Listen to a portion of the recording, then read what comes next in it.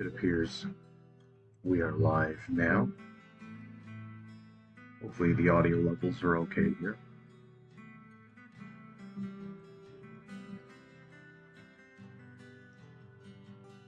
Okay. I've just launched my new game. The hero of Destiny was killed by the final boss. And we will hang out, discuss the game. We can talk about whatever. The Hero of Destiny is available on Steam and the Nintendo Switch eShop. So for people that missed the first live stream due to their time zone, then we can hang out now if you've missed the first live stream. So, yeah. Oh, hey, Alexander, it's good to see you. Oh, thanks for that.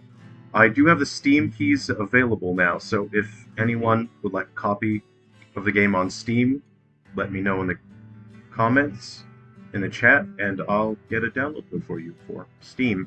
If you'd like a copy for Switch, just let me know. Okay, so this is kind of neat. I need to get a video on here.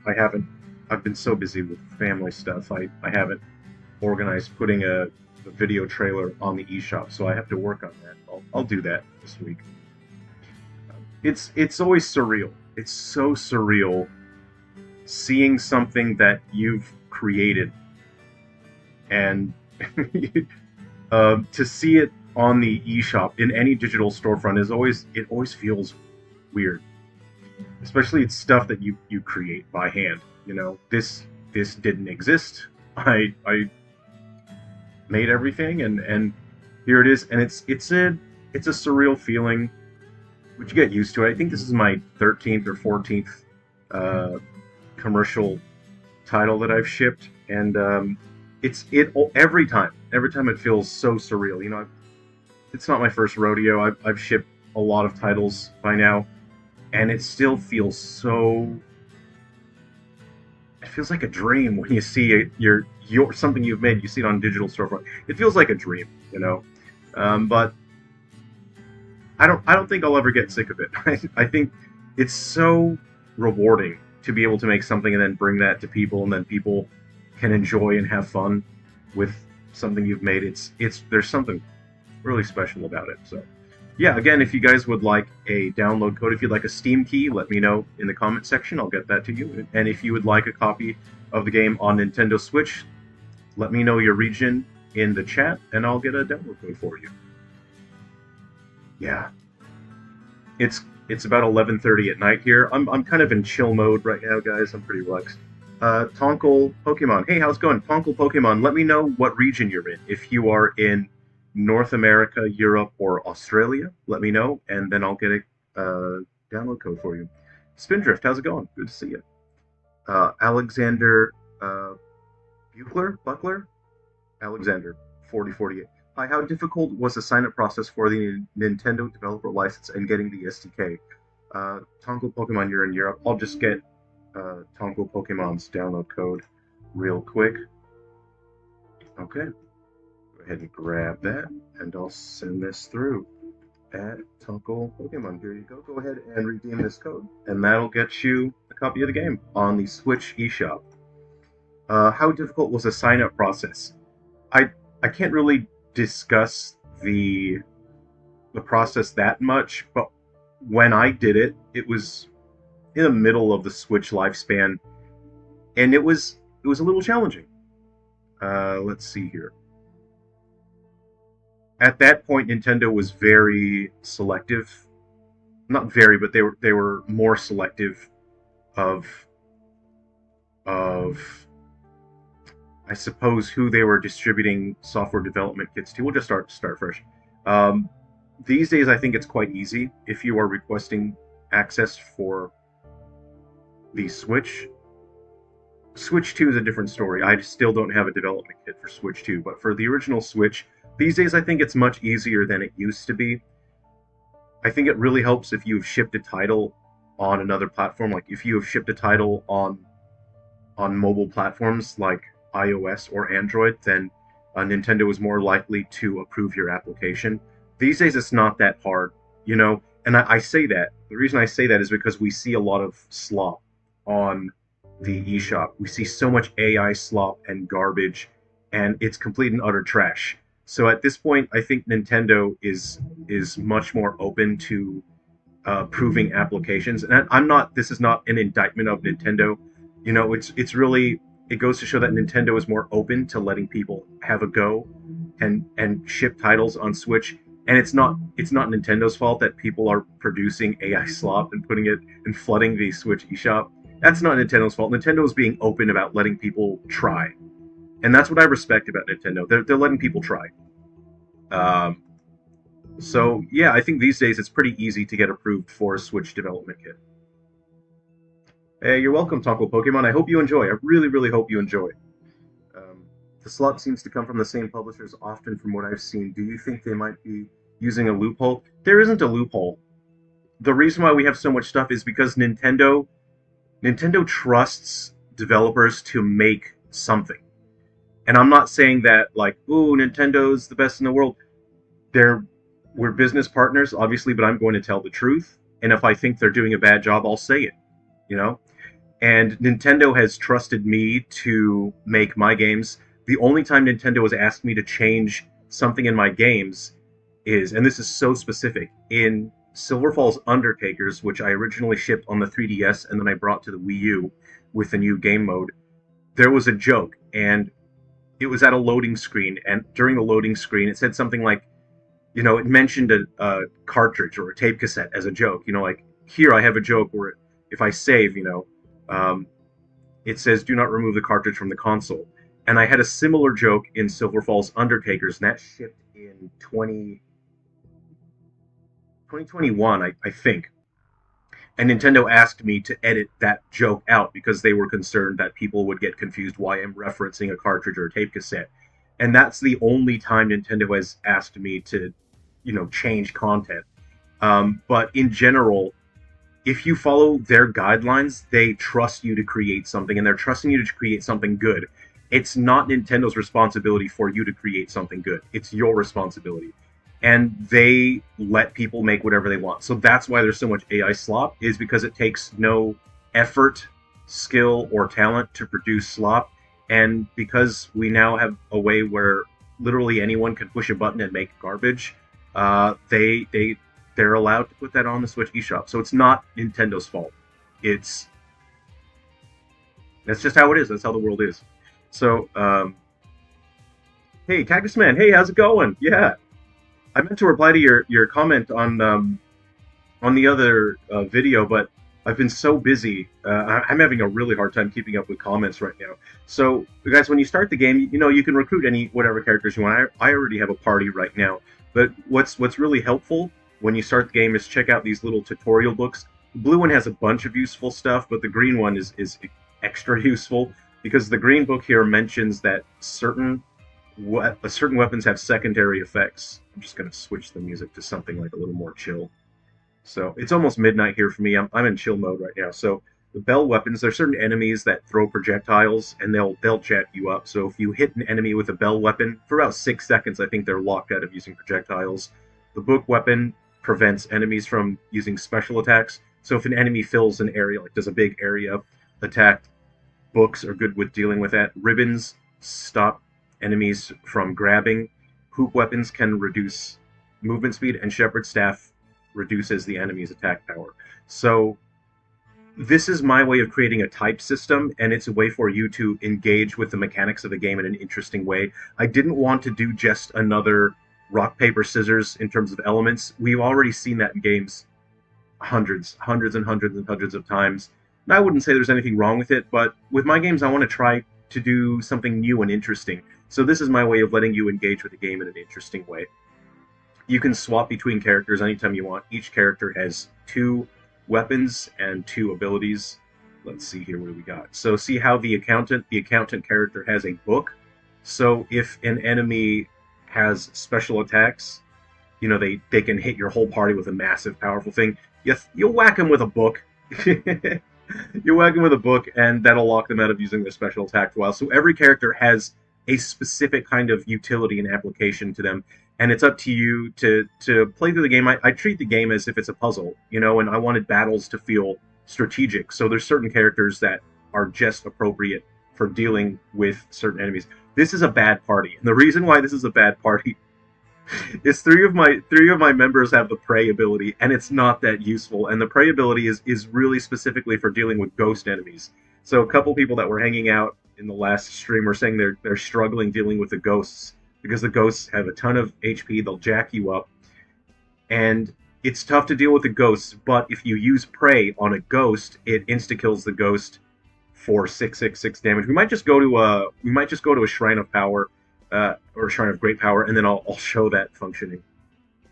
I like the graphics of your game. Hey, Weston Telly, reminds me of the old '90s CGI shows.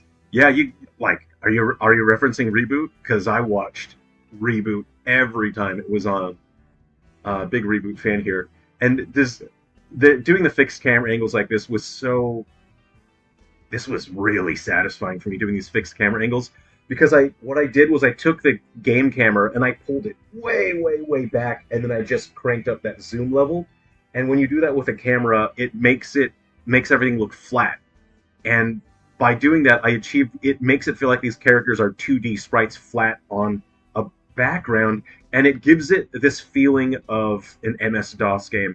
And I kind of would like to make a whole game that just has fixed camera angles like this, because something like this, I think, is really satisfying to look at. And I explored a lot of different things that I could with this visual aesthetic, but also with the story, the story themes as well of the hero of destiny is sort of this treated like a celebrity, and the king just tells people like, yeah, you got to let the hero of destiny do whatever he wants, give him whatever he wants, and I explored the themes with that, with the story and the characters, and it was really satisfying and really fun. That's fine. Just focus on the launch of your game. I really appreciate that. Thanks. Congrats on Switch release. Hey, thank you, Keyboard. Thank you. So again, if anyone needs a copy of the game, just let me know. I can get you a Steam key, or I can get you a copy of the game on the Switch. So just let me know. And if it's for the Switch, let me know your region. So the Accountant is a really good character because he can audit, and the audit boosts your movement speed. And if you check your equipment, I've got let's see, Beastkeeper has the frilly shirt. Flower dress. So if I switch to the Accountant in first place, see the Accountant has the flower dress, and the flower dress increases movement speed. So look how fast I'm moving. This is crazy. This is basically a Sonic the Hedgehog simulator at this point. Ooh, we got an enemy here. So I'm gonna grind a little bit. So when you guys first start out, there's an area, and the characters even talk about it. They mention it. This area here is designed specifically for you to level grind, so you can get experience points very quickly here, and you also get green drop. When you defeat the enemies, you get green drop, and the green drop is used to level up your armor. So that's really, really important if you want to make your characters just a bit stronger here. So I'm getting hurt, so I'm going to play a little bit smarter here because my Accountant is taking damage. I don't even have a healer, which is bad. So I'm going to summon.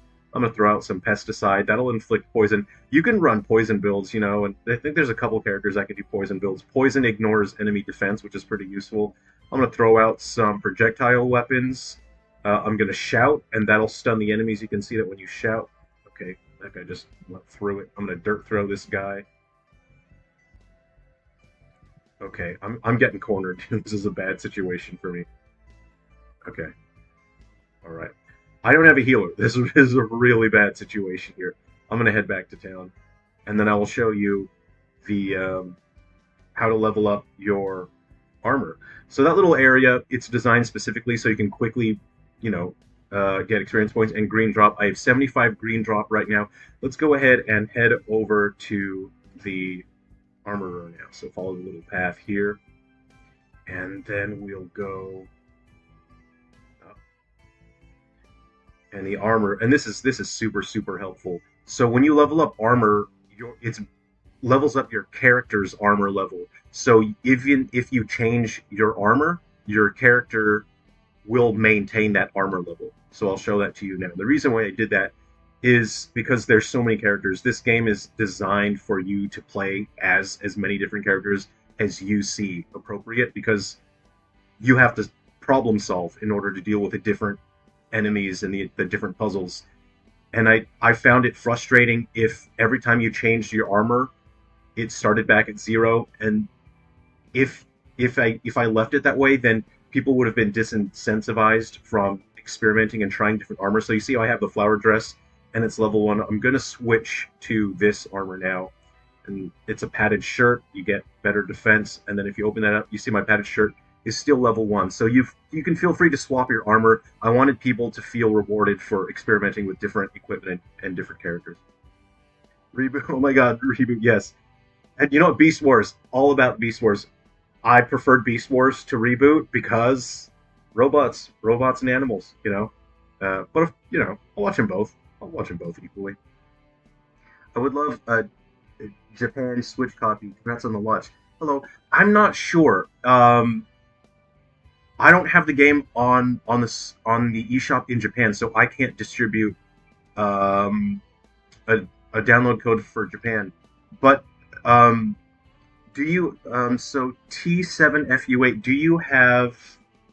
Um, do you have any other region accounts on your Switch? If you have like North America or Europe account on your Switch, I can give you a download code for that. But unfortunately, I'm sorry, I don't have a download code for Japan. Um, Genriku Alt. I played this game on Linux and I wanted to compare it with this Nintendo Switch version, so it would be really nice to get a copy. Sure, yeah. Europe. I'll get you a copy for that. Europe, here we go. Yeah, I totally get it. I really like seeing games run on multiple consoles and seeing where they're similar or different. There you go. Enjoy. Between how limited are the keys Nintendo gives you? I wanted to try and make a Switch game, but I was concerned about how many friends could try the game without having to pay. I don't think I can say how many keys are. It's behind the NDA, so I unfortunately, you know, there's certain things that I just won't be able to discuss because of NDA. I have an American account. Yes, excellent. I'll get you a download code for that.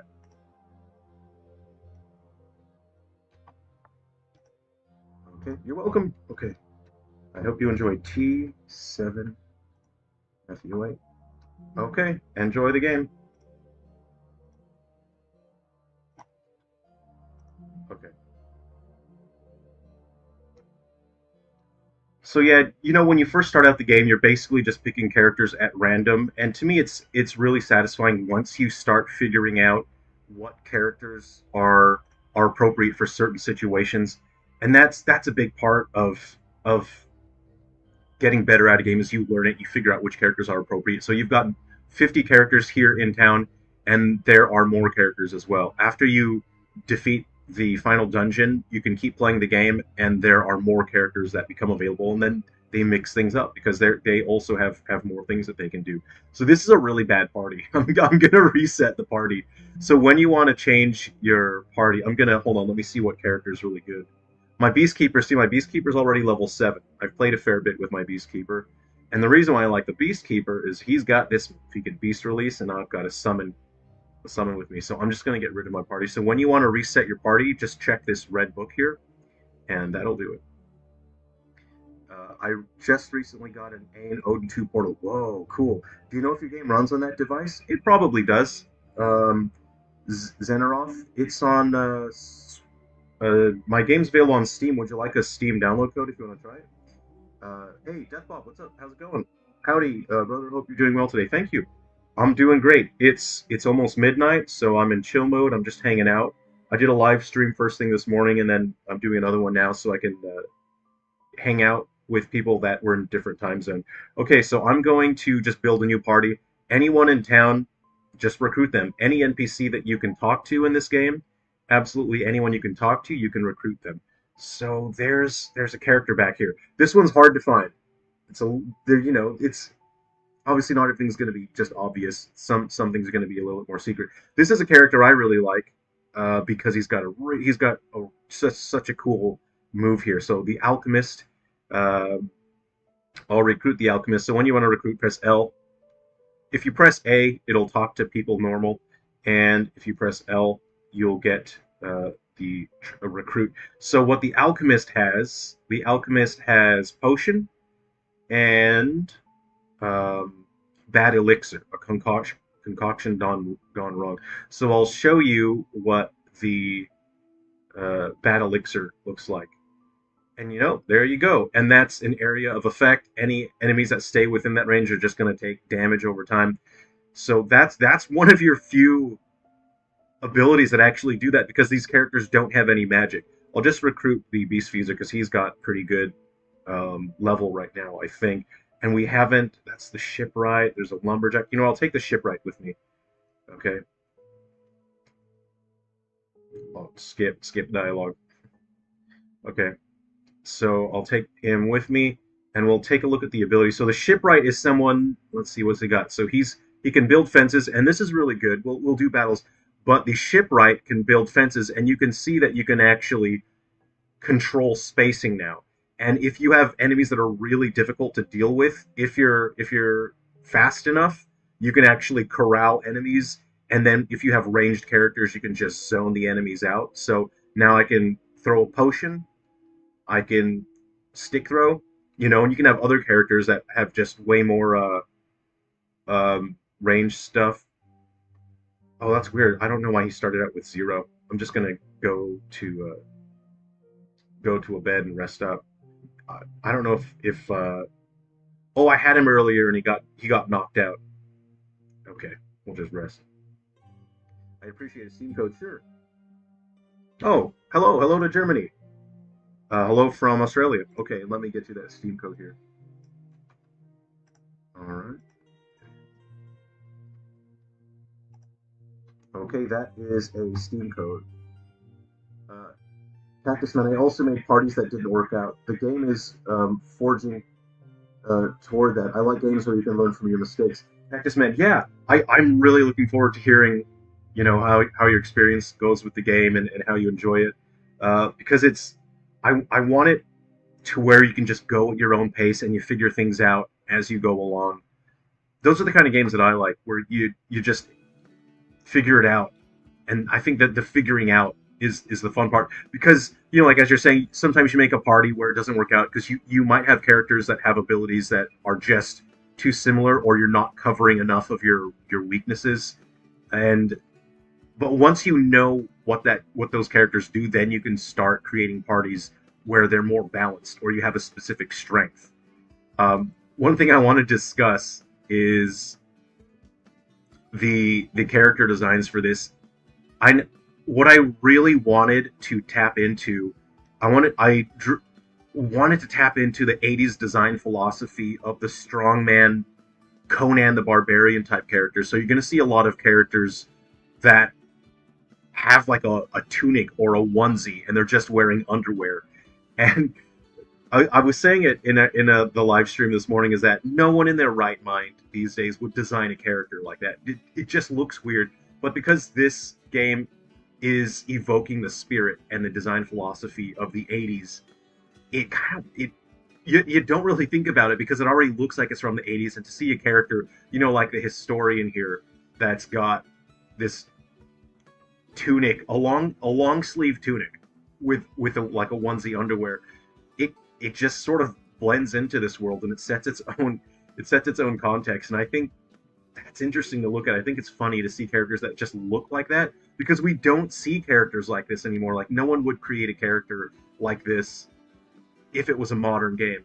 So I just think it's interesting to look at, and it's kind of funny as well. The accountant is really good, but you know what? We'll grab some other characters that we haven't used before.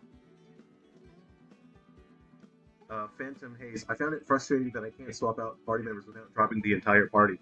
What I would like to do in an update, I'd like to update the game at some point, is to add a way to swap out your party members without clearing the whole party.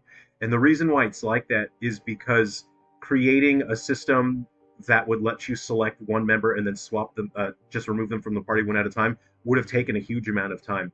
And it doesn't seem like it should because it seems like it's something simple, but there's so much going on with this game. There's so much going on mechanically that it would have introduced a bunch of glitches, and that's why I have to make it to where it clears the whole party all in one go. And there's more than 50 characters, and I was focused on balancing the game.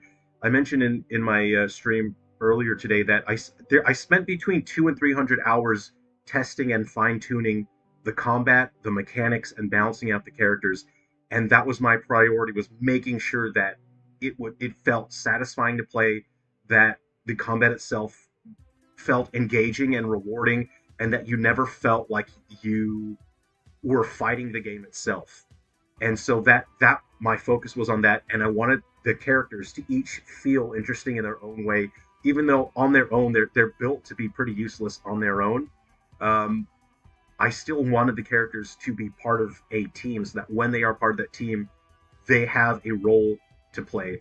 And so that took my focus, and I just didn't have time to create a system to let you remove one character at a time.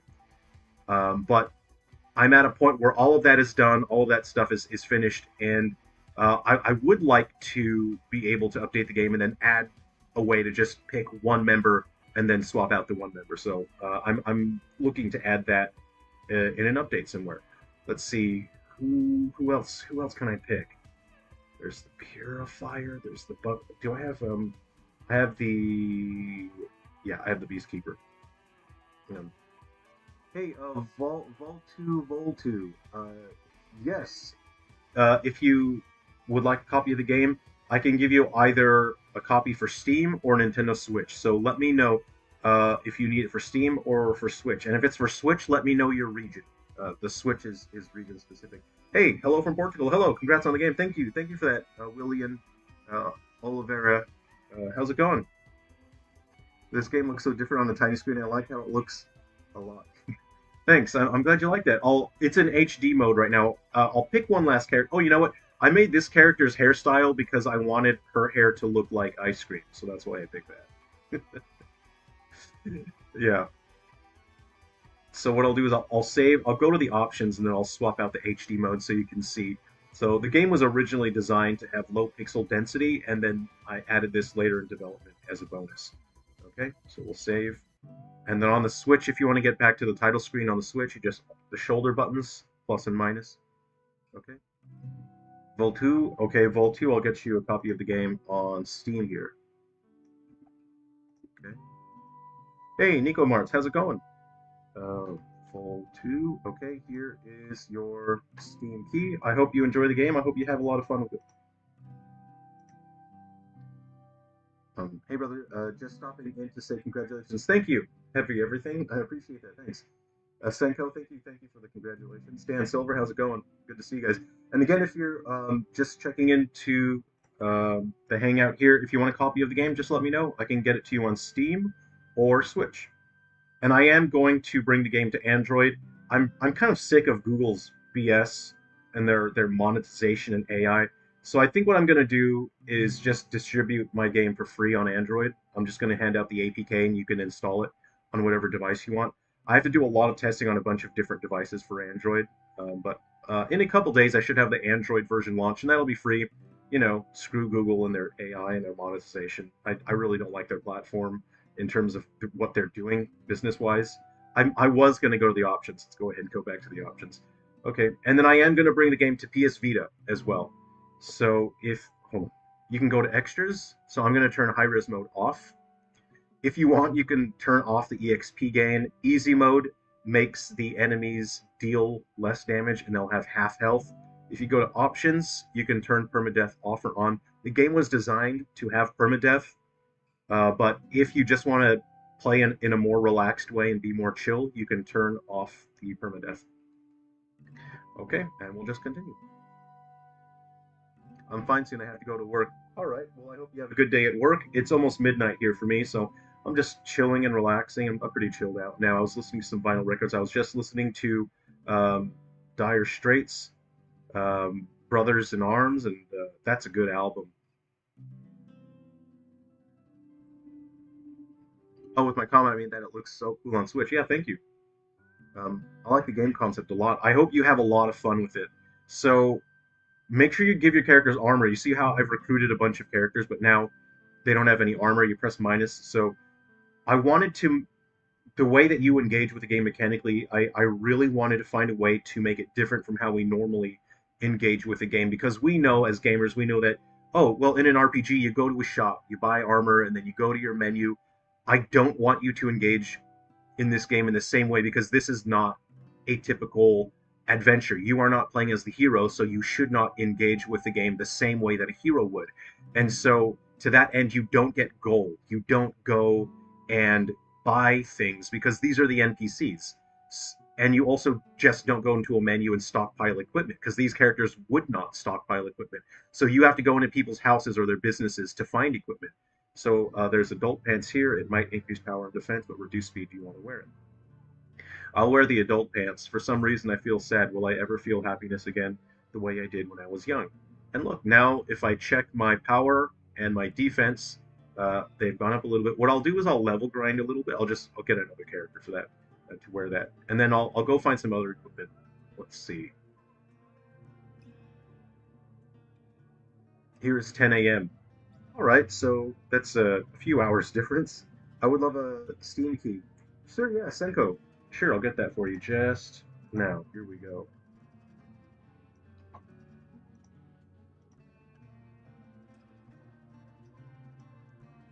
I love the idea of use the NPCs for battle.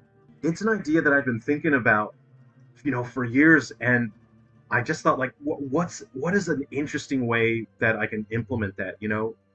It's easy to think of this idea and then end up not really being able to fully explore it. And I wanted to make sure that if I do this, then I fully explore the themes, not just in terms of the story, but mechanically, make sure I really get the most out of it. And the end result, I'm really proud of what I've achieved because I feel like this has explored the idea of using NPCs for combat. And the fact that you can use 8 characters to me is so cool. Because I like having a party of characters. My favorite genre is JRPG. I like having a lot of characters in a party because it feels like all of these people are working together to contribute to something, and they all have their own strengths and weaknesses. And it's up to you to build a team.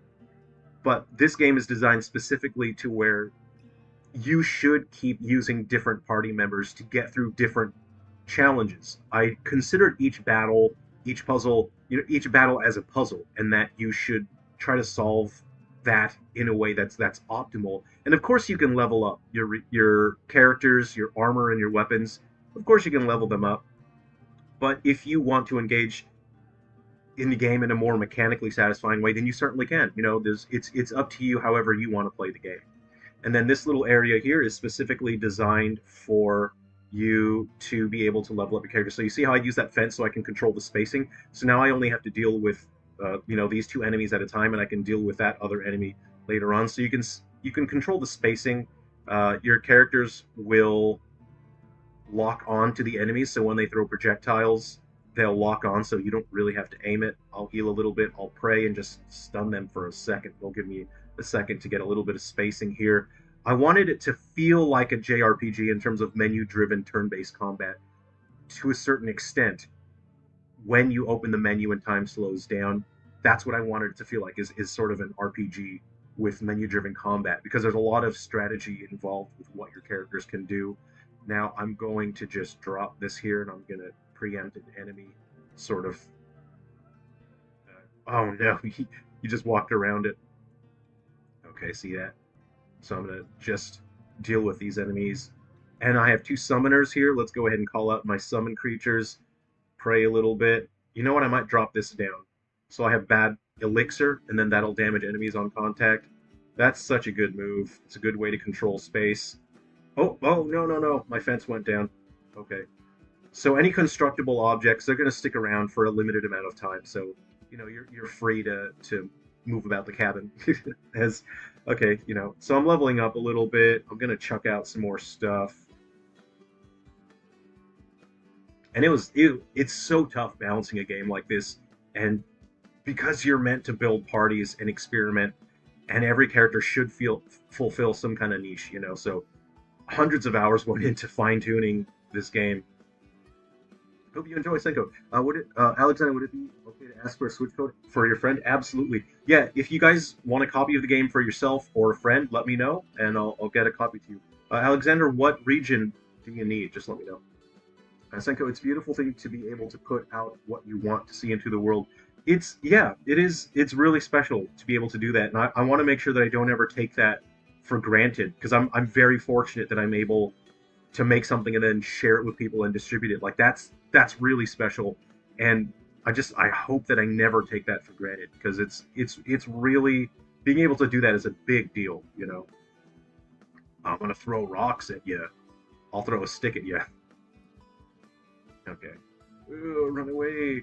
And if you want a direction lock, hold your attack button. You can see that your characters will stay direction locked if you hold your attack button.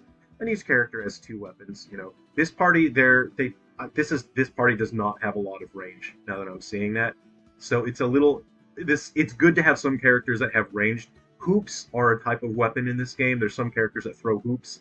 It's those are really good to have because if you hit an enemy with a hoop, like a throwing hoop, it reduces their movement speed. It's really good for controlling spacing.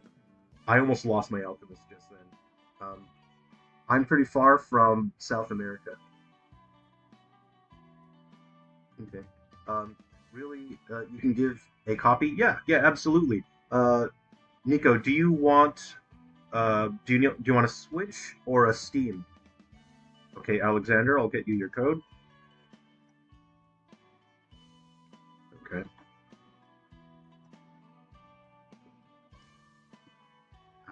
And okay, this is your copy. There you go. That's the US, right? And that's right. Yep, there you go. Let's see. Nico Marks. Yeah, sure. I'll get you a Steam code just now. Here we go. This is for Nico Marks. Nico Marks. Okay, there you go. You can redeem that and have a copy on Steam. I hope you have a lot of fun with the game. Can I get Kixo, can I get a Switch code for my sister to give her at the Easter dinner? Yeah, awesome. Yeah, I'll get that to you here. Oh,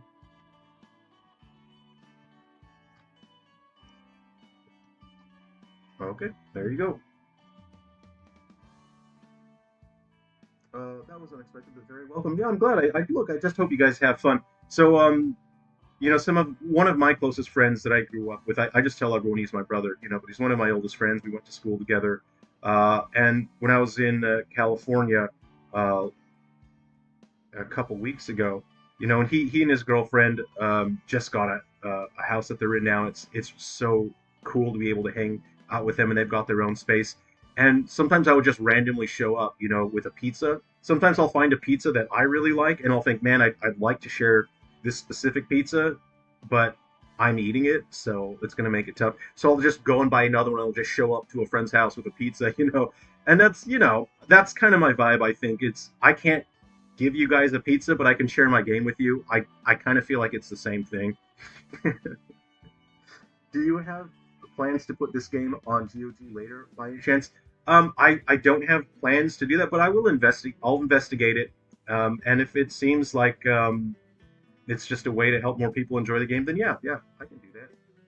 Let's see.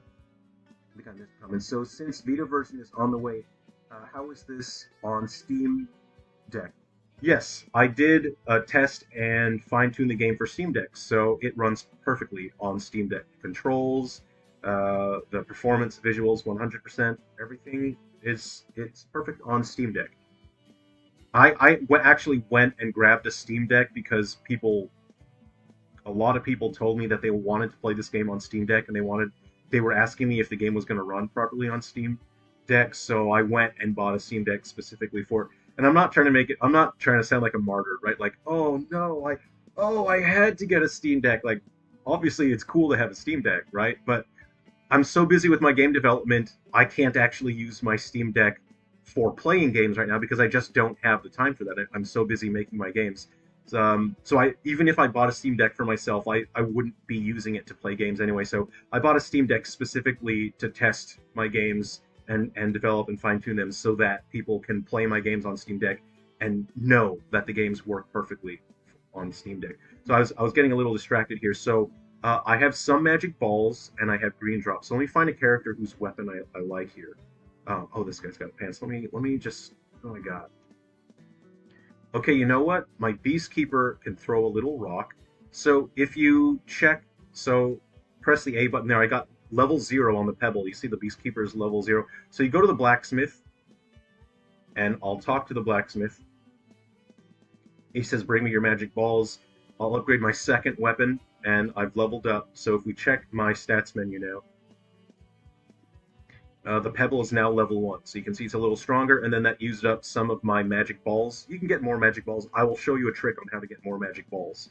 So the game is, it's really designed specifically for gamers, so there's certain spots where you're just it's perfect for farming for certain resources. So what I want to do now is level up my armor. So if you press the A button here, so you got level 6 on that frilly shirt, but my other characters like the cook, the priest, the priest has level 0 on the adult pants, so we'll level up the priest's adult pants. So let's go ahead and go to the armorer here, and then we'll talk to the armorer, and we'll level up. Okay, and that gives us, oops, so that's used up my green drop a little bit, and then we've got level 1 on adult pen. So let's look at the stats. So I have power is 6 and defense is 5, so let's level it up again. So that's 6 and 5, and I'm a massive fan of RPGs, so I really like seeing my numbers. I like seeing my numbers increase. It's satisfying, and the power is now 7 and defense is 6, and of course you're going to use up your resources, as you go, but it's this is the kind of thing that I enjoy, is just working on your characters, leveling them up, it's that's the kind of thing I enjoy. Oh, William, sorry I missed your comment. I would like a copy for Steam. I'm from Portugal. Yeah, sure, absolutely. Okay, let me grab that for you. If I miss your request, just let me know again. I sometimes miss comments in the chat. Okay, sure, there we go. And enjoy. I hope you have fun with the game. A good day. Hey, Eagle, hello. How's it going? Thanks for coming to hang out. Yeah, if anyone wants a copy of the game for Steam or Switch, just let me know. Or if you want to give a copy to a friend or family member. Okay. So, and this character here, I specifically designed him to kind of look like Link. He's got the sort of the green tunic thing going on, and I thought it'd be a funny joke. And you think, oh, he's yeah, kind of looks like Link, and then you talk to him, and he's like this balding dude with a mustache, and I think that's very funny. It's just a kind of a visual gag. But there's an important detail to these characters because this game uses the Nintendo color palette, the NES, Nintendo Entertainment System. That console was only capable of displaying 52 colors. So I used the exact same color palette for this game. This game can only display 52 colors. And to adhere to the design philosophy of the NES, characters in general only could display 3 colors for their sprites. And obviously, because these characters have shading on them, they have more than 3 colors. But in terms of the core character design, I tried to restrict the number of colors on them. So if you see the priest, his eyes are the same color as his boots, and we only have there's 3 core colors. There's the skin color, which I kind of disregarded, but you have the brown of the boots, you have the white hair, and the red robe, and that's 3. Let's take a look at the historian, and you can see that he only has the brown boots, which is the same color as eyes, the white hair, and the pink clothes. You take a look at the Magic seller, pink hair, blue uh, shirt and white dress, and she has the brown shoes. So that's she sort of breaks convention a little bit, but that's so minor. So for the most part, I really restricted the colors, and it's not just the color palettes of the game. It's not just saying, oh, you can only have 52 colors. It is the intent and the thought that goes into choosing the colors for the characters, their color palette. So that's what helps them feel like sprites from that era, but also it helps them look less visually dense, and it stops them from looking like main characters. When we see main characters, we see visual complexity as an indicator of strength. So when you see a character that has a bunch of detail, they're visually complex, they have a lot of colors, it makes the character look stronger. And so by limiting the color palette of each character to 3 for the most part, that helps these characters look weaker. It makes them look more insignificant. It makes them look like NPCs. So that was part of my thought process when it came to designing the characters. It's is so interesting how colors works in NES and SNES. I agree. It's so fascinating, and I think it's the limitation of hardware is what really helps people develop creative solutions. And when you have to create creative solutions, it helps you develop as an artist. And I always find this thing kind of interesting. This is like the only ranged attack I have, so I'm gonna level this up some more. But you can see my Beastkeeper is already level 8. I'm gonna swap out that frilly shirt. I like this kind of thing. I like numbers, you guys.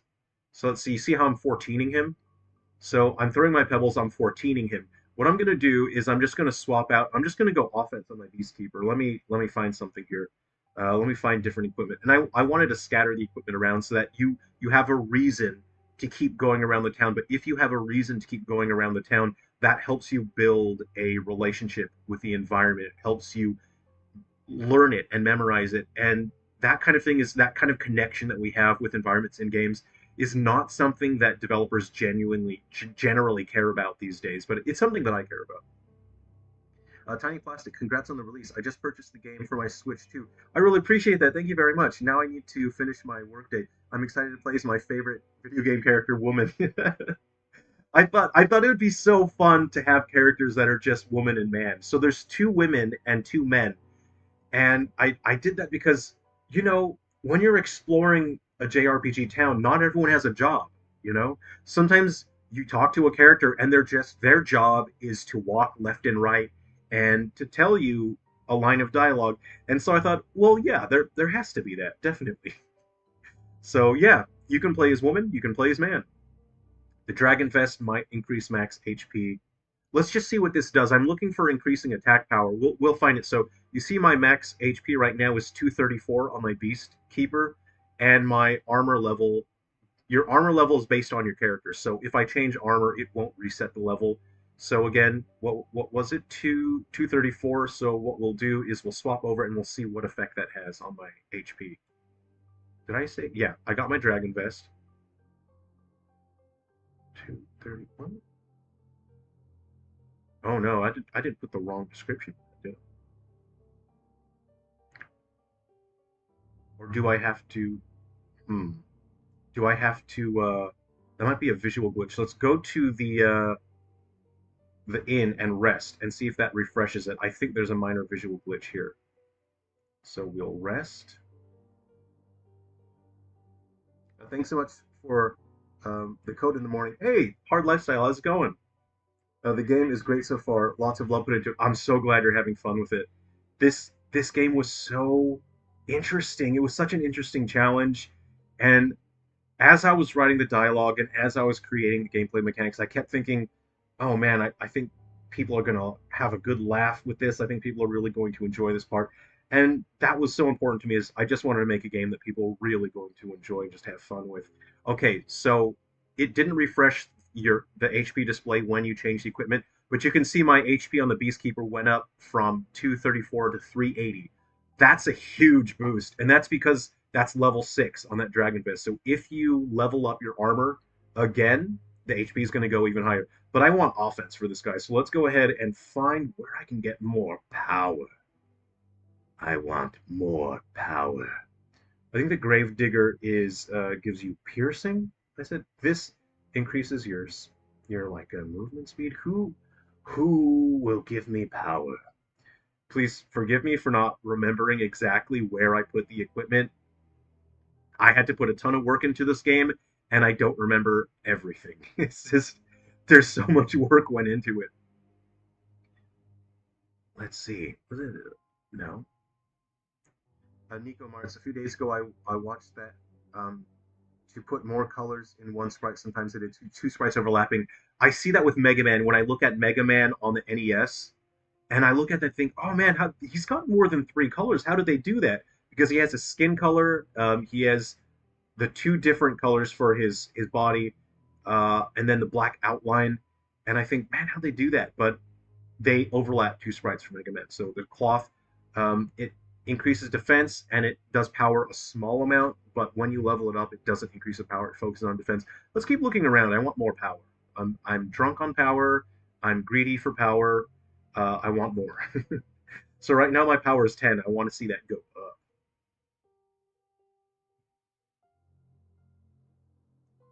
Uh, let's see. Oh, Vod TA. I stole the game from you, William. Um, that's all right, William. William, if you're still there, let me know. William, did you redeem your code? You don't have to steal a code. You can just ask me for a code, and I'll get one for you. So just let me know if you need a code. Congratulations on a debut. I appreciate that, Kim. Chia acid. I appreciate that. Kimchi acid. Whoa, kimchi acid. Well, kimchi, that's fermented in brine, right? So that wouldn't be. Would that you wouldn't drink that stuff? It might increase flinching power. I want normal power, if you guys know what I mean. You can check these gravestones if you want. Here lies Lonk, he loved drinking milk. I kind of forgot what I put in here. Here lies Rio, he liked dragons. Here lies Chromo, he dreamed of traveling through time. There's a bunch of graves you can investigate. I forget a lot of the stuff that I write here because there's so much work that goes into everything else. So I'll just sometimes forget lines of dialogue that I put in here. So when I see something and I forget, it just makes me laugh. I want more attack power. Let's see what's in here. What is this? A farmer tunic. Yeah, there we go. That's what I wanted. The farmer tunic. So again, we'll double check. My power right now is 10. So if my power is 10, I'll wear the farmer tunic. And now, oh shit! Sorry, that was a genuine reaction. That went up like a ton. Oh shit. Okay, so that's a lot. Oh my god, that is so much. Okay, so I was with my pebble. I was doing 14 damage to the enemy. So let's go outside and we'll go ahead and try the farmer tunic outside again. Now that I'm drunk on power and my power stat has gone up like crazy, we're going to see how much damage. When is the I Am Error guy DLC coming out? That is a joke that I don't get sick of. And in my mind, his name is Errol. In where he comes from, that name is actually quite common. Where he comes from, it's pronounced Errol. But that's one of my favorite jokes in all of gaming is, and it's not even meant to be a joke. We have interpreted it as something very funny. Yeah, I'm 26ing these guys. Take that. I was 14ing them. Now I'm 26ing them. You can quote me on that. So this whole game is designed for you to customize these characters however you want. You create the build for each individual character. You create the party the way that you want it. Because I'm such a massive fan of games that have job systems, you know what? I could play Final Fantasy Tactics right now. I could boot up Tactics and I could play it. It's already past midnight. It's 12:20 right now, and I could boot up Tactics and play it for like 4 hours. So games with job systems. Final Fantasy 3, 5, Tactics, Ogre Tactics. Um, I like that, and I wanted to give people something that scratches that itch. And with this, I just wanted you to have all the customizability that you could want, while still making it to where every character is unique in their own way, and also useless on their own. And if you wanted to do a solo run, there's absolutely potential for that because you can see you can keep improving your characters. That is a lot of attack power. Of course, this isn't just a joke. You say how everyone's magic stat is 0. So it is a joke, but it also is a mechanical, organic way of telling you that these characters are not magical. They don't have magic abilities. They'll never have magic. So all of their magic stats will always be 0. It'll never increase. I got it on Steve. Hey, Super Smash, how's it going? I have a question. What is lost when you die? Well, by default, permadeath is turned on. So when you are defeated, you can permanently lose characters. Now, if you go to the options menu, you can turn permadeath off. So I'll turn permadeath off. and then I'll turn high res mode on, and we can see how the game looks in high res mode. And there we go. You can switch through that however you like. So when you are defeated, your characters can die, but with permadeath turned off, they won't leave the party. What'll happen is they'll just go back to their spawn in town.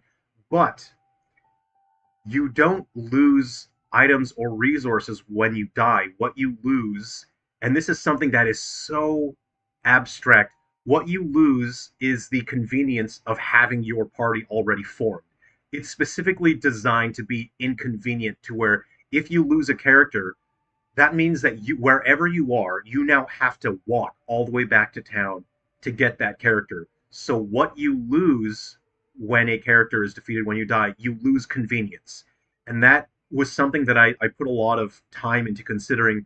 I didn't want you to lose your resources. You know, you have this stuff that you need for leveling up. It would be really freaking annoying. And at that point, for me, it's a point where, as a gamer, I would reset the game. If I know that I got knocked out and then I lost half of my money or half of my stuff, I would reset the game. It would piss me off so much. So I didn't do that. So what I did was what you pay in as a result of losing is you pay in inconvenience. And you would not want to reset the game because when you are playing the game, you're still getting experience points, right? You're defeating enemies, you're leveling up, you're getting experience points, and you're getting resources. You don't lose your experience points, you don't lose your resources. So that way, there's no reason for you to reset the game if you get knocked out. So that was my consideration for it. And you would actually be punished for resetting the game because that means that you lose all of your progress that you've made. So you get to keep your progress in terms of your character development. What you lose is convenience. You have to go back and get your character again. And there's a bunch of games, especially RPGs, where I think I'm gonna reset it. What a pain in the ass! I've lost more than I've gained because I got knocked out in battle. You know what I mean? Uh, it inspired from Hacker's Acid Burn and Zero Cool. Oh, that's cool. I'm going to remember that. Get the Farber tunic. Yeah, yeah, yeah. You saw where it was. It's absurdly powerful. And you know what? I created every single thing that's in this game was created specifically with something interesting in mind that where I thought, oh yeah, if people wanted to exploit this one little thing and to build to create a character build based on this one piece of equipment, then that's why I'm going to put this in here. So yeah, that's you're free to experiment with all your characters and do whatever you want. But that farmer's tunic is strong as heck. I'm doing so much damage. So can you imagine building a party where you just have ranged characters, giving all your ranged because the ranged weapons are pretty weak, right? Not the skills, the weapons. The ranged skills are pretty good. But if you had a ranged party, give them all farmer tunics, you're laughing all the way to the bank. I'm gonna throw some stuff. I'm throwing stuff. Ow, I'm getting hurt real bad. Okay, call some summons out. I'm gonna leave this area now. You know, but this area is designed so you can level up really quickly, and it's also a safe environment. You know, because the enemies are pretty weak. It's an environment where you can test your new characters. If you haven't used a character before, you can figure out what they do. Uh, I'll show you the praying thing. Do I have? Oh, I don't have a crate. Okay, hold on. Let me see what I can do about this. Let's. I need a heal. I need heals.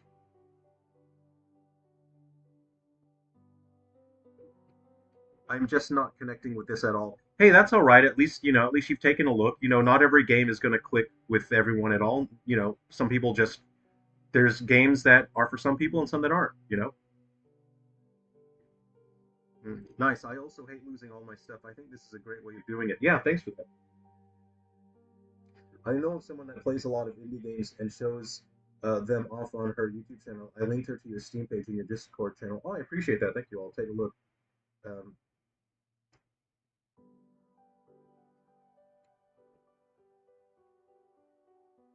yeah, like people, there are people that really love hero shooters and looter shooters, and there are games in those genres that are excellent, and I don't connect with those at all. I've tried hero shooters and looter shooters. I think they're good, but they just they don't connect with me, you know. And we've all got stuff we like and don't like. Same thing when it comes to movies and TV shows. There's going to be stuff that we like, stuff we don't. Just whether we connect with it or not, you know. And that's why it's so good that we have so much variety. We can go and just try different things, and sometimes we'll find stuff that it's not for me, and then stuff where we go, yeah, that's pretty good. I like that.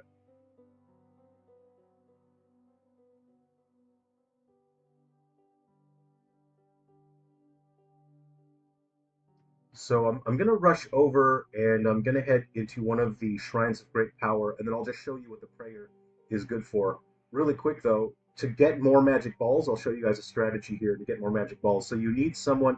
There's a couple characters that have catching net, so I'm going to put Beastkeeper in first place. So we got Beastkeeper there, and what we're going to do is wait for this enemy to pop out. So we'll wait for that guy there. He will. Oh, ow! I got hit. So we're gonna draw him out so I can see him better. And when he throws the magic ball, you can catch that. You see it added it to my inventory. So this is how you can farm for magic balls. Let's see. I have 107 magic balls right now. Ah, cooldown. Okay. Ow. Okay. And now I have 119 magic balls. So it's easier to do that if you're solo. If you have other party members that can get hit really easily by magic balls. Ow, like that. You can see you can farm for magic balls pretty efficiently with that method. I've got 130 magic balls, and you use magic balls to level up your character's weapons. What we'll do is we'll level up my throwing pebble a little bit, since that's going to be my ranged attack. The title reminds me of all the recent anime. I didn't intend for it to sound like the isekai long titles. To me, it was just I wanted to make sure people knew exactly what the game was about. You couldn't call it like The Legend of this because it would just sound like, oh, it's just okay. That sounds like an action game or some kind of adventure game, and that's why I have such a descriptive title. Is I just want people to know right off the bat this is exactly what the game is. Hey, Shining Absol! Hey, hey, hey! Good to see you. I haven't heard from you in a while. It's been quite a while since I caught a stream. Any Silver Falls Easter eggs hidden in this one? Code Link support. I would. You know what? I love Code Linker, obviously, because I made it. It lets me give you guys something really cool. There's no connection to Silver Falls in this. I didn't want this to feel like a cameo machine. I wanted this to be its own world that isn't referencing my other stuff. You know what I mean? I just want it to be its own whole world. And there are some joke references in here, to other games that aren't mine.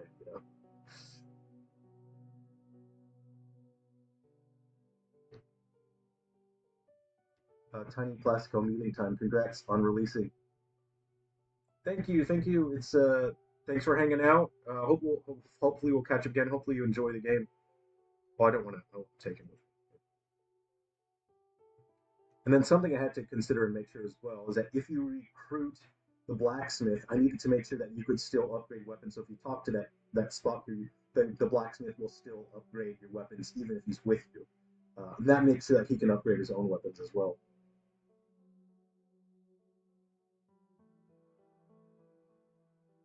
Okay, so let me check. So my pebble is level 6 now. Let's go ahead and see how much damage that'll do. So let me just rest up. Let me recover, and then we'll test that, and then we'll go into a great shrine of power. So again, if you're just checking into the stream, if you'd like a copy of the game, just let me know. If you'd like it for Steam or Switch, and I can get a copy of the game for you.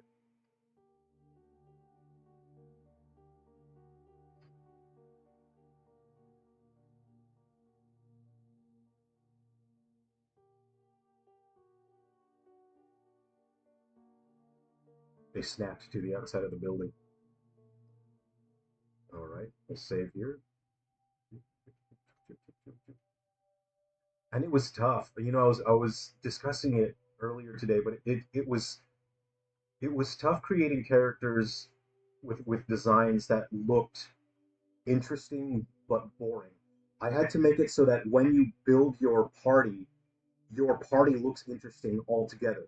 And so when I was creating each individual character, I had every other character there and comparing them in groups. so that when you build a group, the group should look interesting, but I could not make the characters too visually complex or too visually dense because it would make them look like heroes, and I needed to make sure that the characters looked like NPCs. And so it was such an interesting challenge to balance that. And I feel like I've succeeded in making sure that they look like NPCs still. Let me test my pebble. Let's see how much damage it does. I think there's going to be some guys that spawn right there. Actually, I might grab that sphere of hardiness that's in there. I 36'd him. Dang. The bright green of the grass blades on the bright green of the grass blades on the dark green is so satisfying. You know, that's something that I put a lot of effort into.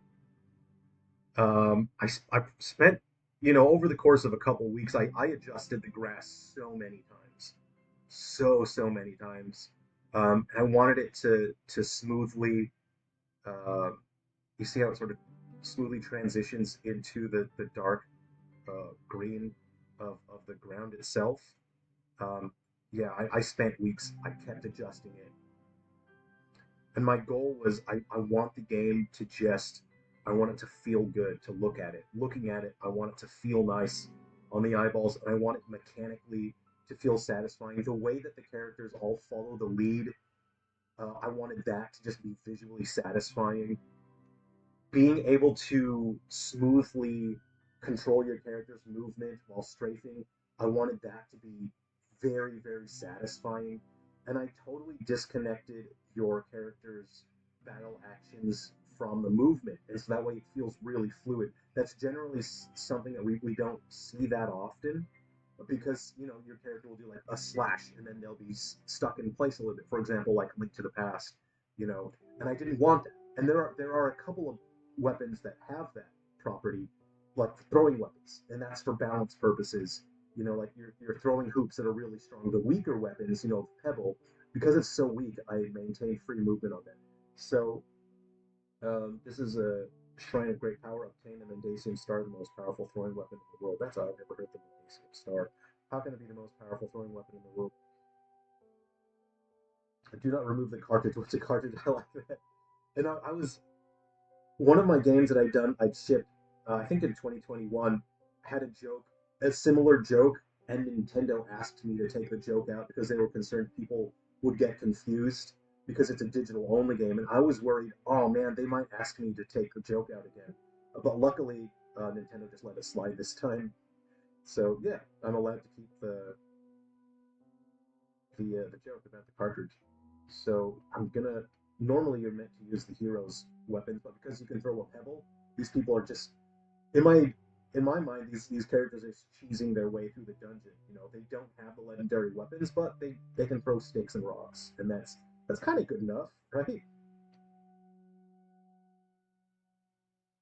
Bub, hey, Bub77, how's it going? I just want to say I love all the visual choices. It feels like a fusion of Final Fantasy, RuneScape, uh, the Fairy Tale Adventure, Snowcraft, so many references. I really appreciate that. That's a huge compliment. So thanks for that. And I just wanted the game to feel satisfying to look at. But I think you understand, what I was paying homage to and what I was evoking, because I wanted people to feel like they're playing something that could have been made a long time ago. So this enemy, this ghost, he does a ton of damage. He has a ton of health, and I'll just show you a quick way to deal with this enemy. If you have the priest, use the pray ability, and that did 666 damage, and you insta kill the ghosts. So that is the best way to deal with ghosts. Otherwise, the prey ability doesn't really do that much. It's not really that useful. But this is a situation where there's a couple of ghosts in the game, and they will jack you up. So it's good to have a priest that can do that for you. And there's other characters that have prey as well. So this is a sphere of hardness. The power flows through your body. Defense +3 for all party members. Well, I feel tingly. Is this how heroes feel? What an odd sensation. Does this mean we are stronger now? This must be one of those odd spheres that heroes are always running around trying to find. Are you sure we are allowed to use this? We aren't heroes. And you kind of look here, and this is one of the 7 legendary artifacts. It's the Strike with a chilling shadow of the moon, the star of destiny has been abandoned and left to decay and ruin. This doesn't make any sense. Why would the hero of destiny, abandon the star of destiny? No living being can use the Star of Destiny or they will be turned to stone. So, because these are normal characters, they can't actually use the legendary artifacts, and you need the legendary artifacts to stop the final boss, the Dark Wizard Caesarov. So, that's a situation where there's one of the legendary weapons. Why is it left there? So, anyway, there's a bunch of these Shrines of Great Power. It's good to grab those Spheres of Hardness. That is a permanent defense boost. You can see everyone's defense has gone up a goodly sum. And there's quite a few of those. I feel like I would like to heal. I'm going to run to the Coliseum. I'll just run now. We'll get to the Coliseum. I'll show you the Battle Coliseum. Sabo Flame Official. Hey, how's it going? Made it. Congrats on the release. Love what you've made here. I really appreciate that. Thanks so much. Okay, so Oil Splash is super important, right? This guy can grab your party members and he will jack you up. It can do a lot of damage. So it's good to have at least one character with Oil Splash because, especially in the final dungeon, there's going to be enemies that will grab you, and then that means that that character can't use their attacks, and they're just going to just drain your life like crazy. So my recommendation is have at least one character that can do Oil Splash. It's super super important to have at least one. There's a couple other ways as well. If a character has a ribbon weapon, I'm just gonna go through my party and see if anyone has a ribbon. There's a couple different ribbon weapons. Let's see. No, no. Oh, I might get to the Coliseum as well. So we'll walk and talk. That's what we'll do. Walk and talk. I got the hoops and I got a staff. I got sticks, hammer. Oh, I don't think I have it. That's okay. I have oil splash. So there's a ribbon ball, which is a project. Oh yeah, yeah, yeah. Yes, yes. So beast fuser is really good. So that is a throwing weapon and it's a ribbon weapon. So the ribbon, if you hit the enemy with that, prevents the enemy from grabbing for about 6 seconds. So it's good to try different characters and figure out what their special strengths are. So yeah, beast fuser is a good one to have. I would level that up. So the ribbon ball is level 1, but what I would do is I would farm for the magic balls, and I would level up my ribbon ball. Such a warm Saturday morning cartoon game show. Hey, that's a really cool way to say it. Um, I miss Saturday morning. Man, I suddenly felt like you made me feel super nostalgic all of a sudden, just thinking like waking up and with my bowl of cereal and watching Teenage Mutant Ninja Turtles, X-Men, uh, Captain Planet was that was like on a Sunday for some reason. It was like a weird. It was sort of separated from the other cartoons. I don't know why. Great synergy. I appreciate that. Thank you. Oh, KNK7744. How do you think about Shamu, and do you agree that it's the most influential video game of all time, especially for modern gaming and AAA titles? I I think it's great that it does its own thing and it's not following a formula. But with Shenmue 3, I think it's you know um, I think it's a situation where um, the conceptual mind behind Shenmue 3 is a little too out of touch and created something without understanding what players want and expect. And you should not create something based on, oh, well, people expect games, all games should be like this. I don't think you should create games that way, but you should have a good understanding of what people expect out of a game to be. And a simple way to sort of explain that would be we know that the start button should pause the game, right? And if you did not understand that, what if you used the start button to make your character jump? That would be insane, right? If you played a game where pressing the start button made your character jump, it didn't pause the game. That's kind of what Shenmue 3 does, where there's this unwillingness to develop an understanding of what players want. And it's sad to see that because I want to see Shenmue do really well, and I think that's why a lot of people felt disappointed with Shenmue 3. It had Shenmue 1 and 2 had such a strong effect. I don't know if they were the most influential game of all time. I don't know what I could call the most influential game of all time because it feels a little unfair because in saying that you're saying that other games are not. as influential. You know what I mean? And it's tough to do that. It's tough to say that. Um, and there's so many. This is such a great question, and there's so many different ways to gauge that because there's influence that is in a good way and influence that's in a bad way. For example, I would say E.T. the Extraterrestrial is one of the most influential games of all time because it was terrible and because it resulted in it helped push the industry over the edge and helped cause the video game crash. And so I would say E.T. the Extraterrestrial might be the most influential game of all time, you know. But there's an argument to be made for so many games. So I wouldn't pick just one. See that big blob just jacked me up. What what I meant how this game is meant to be is that you're meant to learn the enemies. As you play and you fight different enemies, you learn, oh crap, this enemy can do this. So how do I counter it? How do I counter this enemy? And it's not just a matter of rock, paper, scissors. It's not just I need to select an electric type so I can deal extra damage to a water type. It's not like that. You mechanically have to figure out what threat does this enemy pose, and then you have to find a way to mechanically counter it. I did pretty well. I did pretty okay. 10 enemies for not really paying attention. This is meant to be endgame. After you defeat the final boss and then your characters start getting stronger and stronger, you're meant to go to these areas to challenge yourself and try new teams and find new challenges. Uh, Seems like we can barely hear the mic input. I really apologize for that. I'm not sure exactly what's going. What if I turn what if I turn off the noise suppression? Let's see if that helps. It might be kind of noisy. Normally I have a lapel mic, but for some reason this computer won't accept my lapel mic. So will have to work that out for next stream. So I apologize for that. I'm not exactly sure why that's happening. Yep, a lot of lessons were learned after that one. Congrats on the launch. Looks fun. I really appreciate that. Crimson Desert adapted to that. I haven't played Crimson Desert. Can you guys tell me in the chat what you like about it? I'd like to hear what you guys like about it.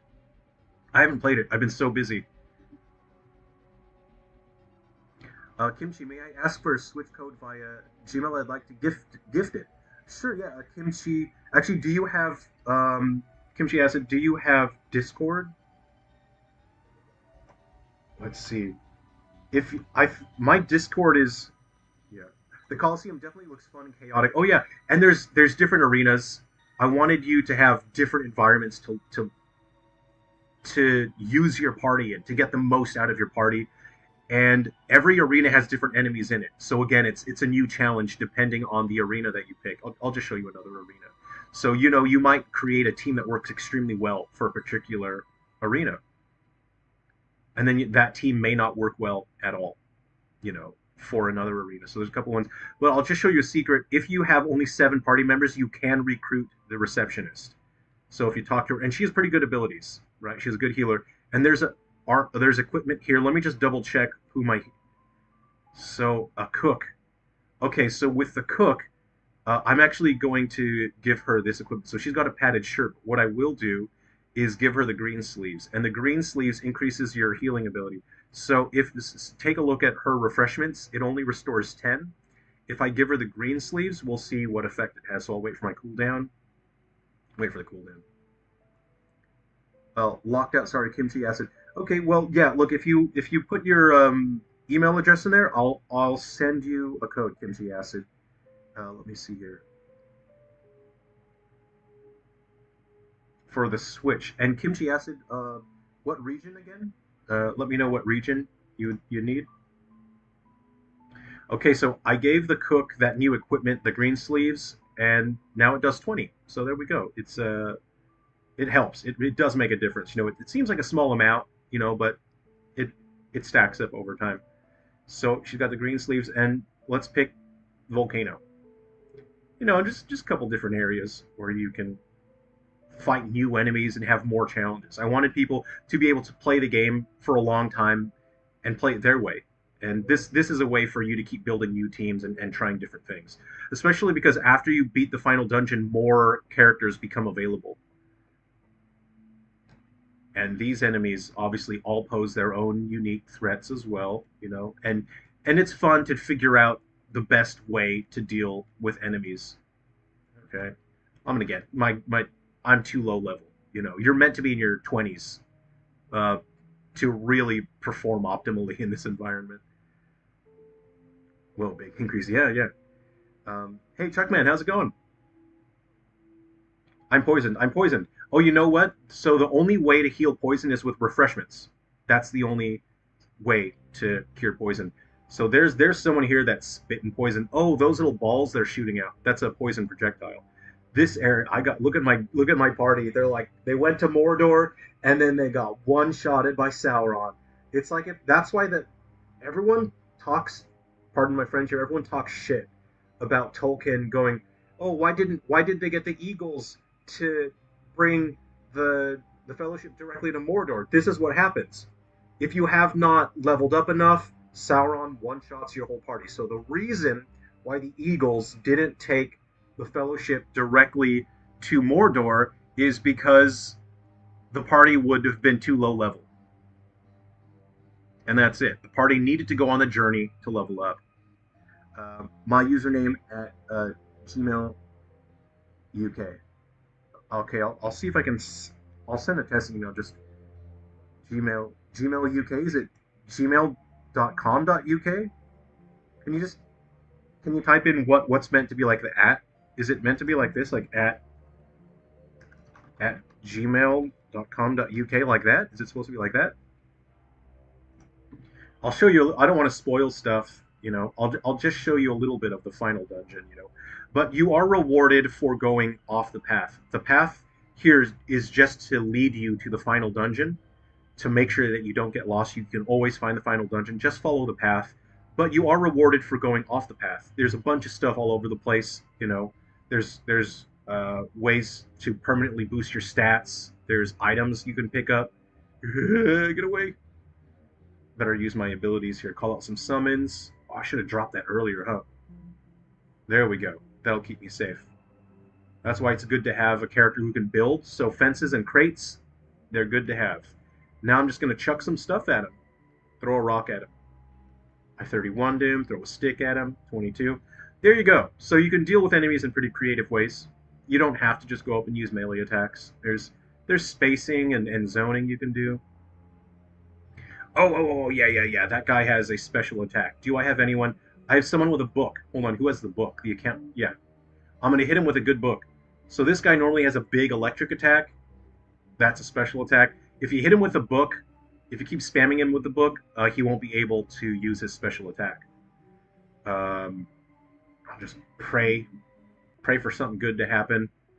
Throw some stuff out. And I want people to just have fun feeling the flow of you know what your party members can do after a certain point, and then there's a flow when you see a certain threat in terms of the enemies, and then you get in this flow where it's like, oh yeah, I know exactly how to deal with this. To me, that's satisfying, right? I'll show you a little bit of the final dungeon here. Uh, UK is excluded, just the region. Okay. Okay. Gotcha. Okay. Uh, I'll send that through now, and this is for the Switch. You said, okay, Switch the Europe. Gotcha. Okay, guys. I'm just gonna send this really quick.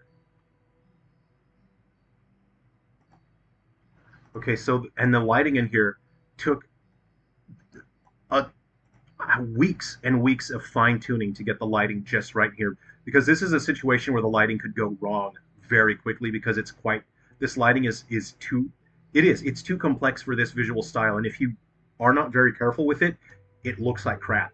And there were weeks where I had builds of this game where this looked like crap because it was sloppy and messy. So this is the result of weeks and weeks of fine tuning just the lighting in this area because I wanted it to be visually intense to let you know this is important. This area is the final dungeon. This is important. And it makes it feel threatening, this kind of lighting. I also pulled the camera back so your characters are now smaller in the scene and they feel more insignificant. They feel weaker because they're so small in the scene now. And you still all of that you have to balance it out with legibility.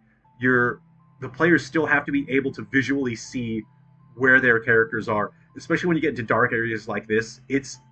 it's dark and you can barely see your character, but they're still visible, you know. And it's so challenging having to balance all of that. So this is the result of weeks and weeks of fine tuning and adjusting. It's so alive. Well done. I thank you. That I'm a massive fan of movement when it comes to fire and candlelight and firelight. Having that kind of movement, something about it is it's just satisfying to look at. To me, this is like a fidget spinner for your eyeballs, you know, in a way. We'll go into a battle. I'm going to send the download code to Kimchi Acid really quick here.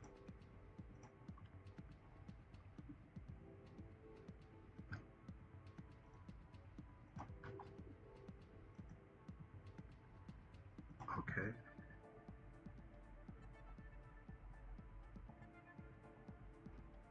Okay. I've done a bad job keeping track of what codes I've given out. So Kimchi Acid, I'm going to give you two codes just in case the first one was already used. Okay. I don't want to end up sending you away with a code that was used, so I'm just going to send you two. Okay. Yeah, and if both of them are still active, you know, try the first one.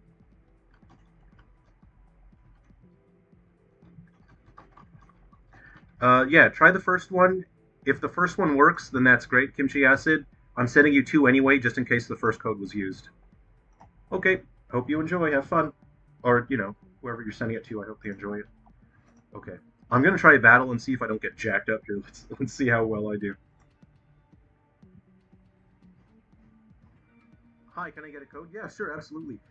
Tech Game Tavern. Just let me know if you want it for Steam or Switch, and if it's for Switch, let me know what region you need it for. The details that you pay attention to, I think that's what's special here. That I appreciate that. That's a huge compliment. So these rooms, right? There are battles in each of these rooms, but you don't have to redo the battles. So after you finish this battle, then you don't have to do it again. If you leave the dungeon, this battle is done, and it doesn't reset until you beat the game. So you're meant to use all of the characters in town. Like if you do this battle here, you could end up when earlier today when I was doing the live stream, I lost a couple characters doing this battle, and so you're meant to lose characters, and then you have to go back to town and then grab some more characters because you've lost them. And that's how I intended the game to feel. Is it feels kind of desperate, and the game constantly reminds you that you are not a hero and that you should not be here. And the fact that you're constantly losing characters to permadeath, but you're gradually making progress. To me, that's what the whole spirit of this game is about.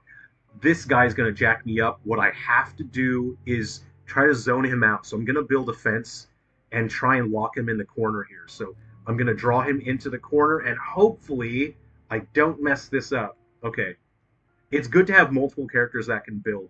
Oh, get on the other side of it. Okay, okay. So we got to get rid of the bats now. So that guy's how I've managed that situation. So we've got to try and get rid of the bats. I'm going to rely on my bat elixir. Get some refreshments in there.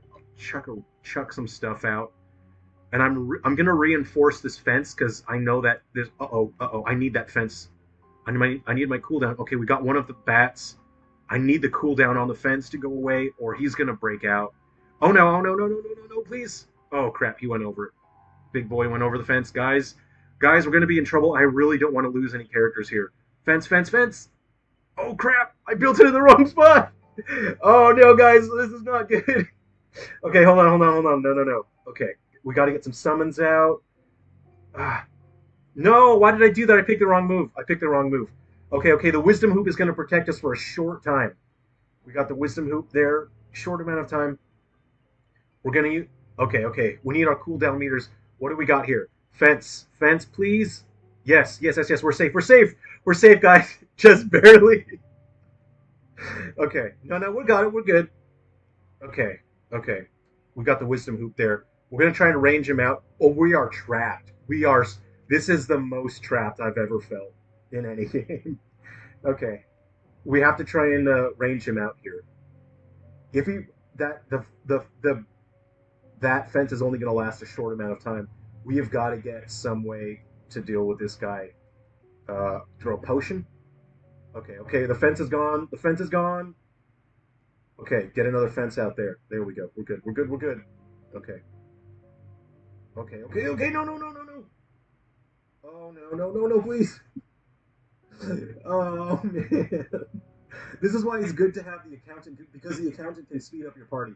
Okay. I'm getting. Okay. No. No. No. Please. Please. Please. Okay. Okay. Okay. I think we're good. I've stopped reading the chat because I genuinely don't want to lose characters to this fight. So I'm not looking at the chat right now. Sorry, guys. Okay, we got another fence down. Okay, we're good. We're good. He went over the fence. Ah! Oh, please leave me alone. Oh man, I'm laughing here. Okay, leave me, please. We're not getting it. Okay, you know what? This is good positioning right now. We'll get the wisdom hoop out. We'll get that out. Get another fence out. Look. Oh yeah. Look, I got two fences out. He went over. Great. What an a-hole. My guys are stuck. My guys. My guys. Okay. Okay. Okay. Okay. Put another one down. You know what? Our summons are doing a lot of work for us, though. So that's good. So as long as we get our heals going, we get the summons out. Guys, I think this is doable. This is doable. Get the Magi Ring. You get the Wisdom Hoop. Put another fence down. Okay, this is good. This is good. And look, our summons are keeping him locked out there. This is okay. This is good. We're gonna zone him out. Get the Magi Ring. Sell her to 5 damage. It sucks. Chuck a potion at him. This is doable still. Okay, we got to get another fence down, so we got to watch that. I can't look at the chat right now. Sorry. This is that was so satisfying. Because you're underpowered. That's what I want. I want people to feel the excitement of I barely made it through that. And the fact that I didn't lose any characters feels so good. Lol, big slime battle. I'm gonna save. I'm saving. Yeah, that was really satisfying. What a fight! And to me, that's exciting. And the only reason I made it through that battle was because it was the summons. I mean, you guys saw it. You were there for the whole thing. It was the summons and the fence that did the whole fight for me. Because these characters are so weak, they weren't doing that much. If I didn't have that fence builder from the shipwright, that would have been a very different fight. So um, I'll show you the next thing. We'll go into the next area, and I'm gonna get wrecked because I know that this party is not gonna handle the next fight because they're messed up. They're what I need to do is go back to town and heal. It's doable because I haven't healed. It's not gonna go well. I will show you guys a cheat code though. See how I've healed, but then they have the weight, the cooldown meter. You can walk in and out, and when you go to a new area, it resets the cooldown meter. I'm a gamer, you know. I think like a gamer, so that's one way you can heal in this final area. Looks like FF7. Is this free or paid game? Home, hey, how's it going? This is a paid game, but you can download the Linux version for free. I'm working on an Android version that will be free, no monetization, and I'm working on a Vita version that'll be free as well. Chuckman. Oh, I was going to ask if the Steam codes are an option today. Chuckman, yeah, yeah. If you want a Steam code, I will give you one now. Let me grab one for you. Okay, this Steam code is for Chuckman.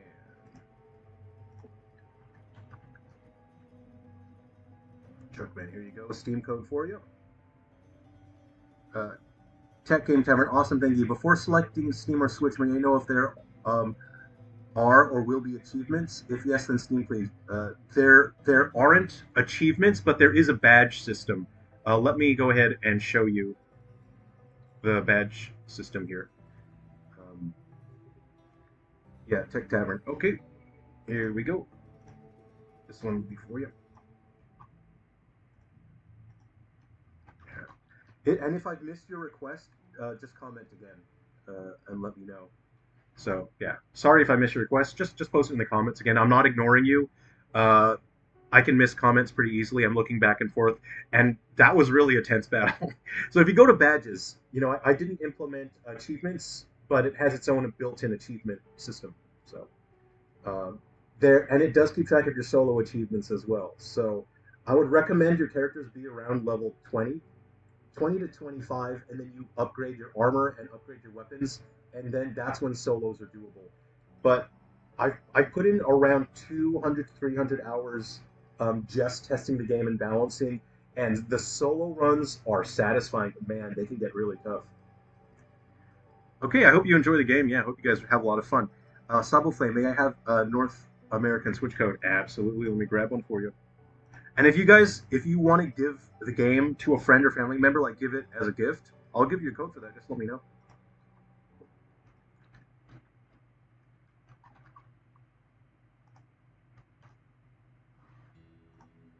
Okay, I'll show you the next area. Well, you know what? My health is pretty good right now.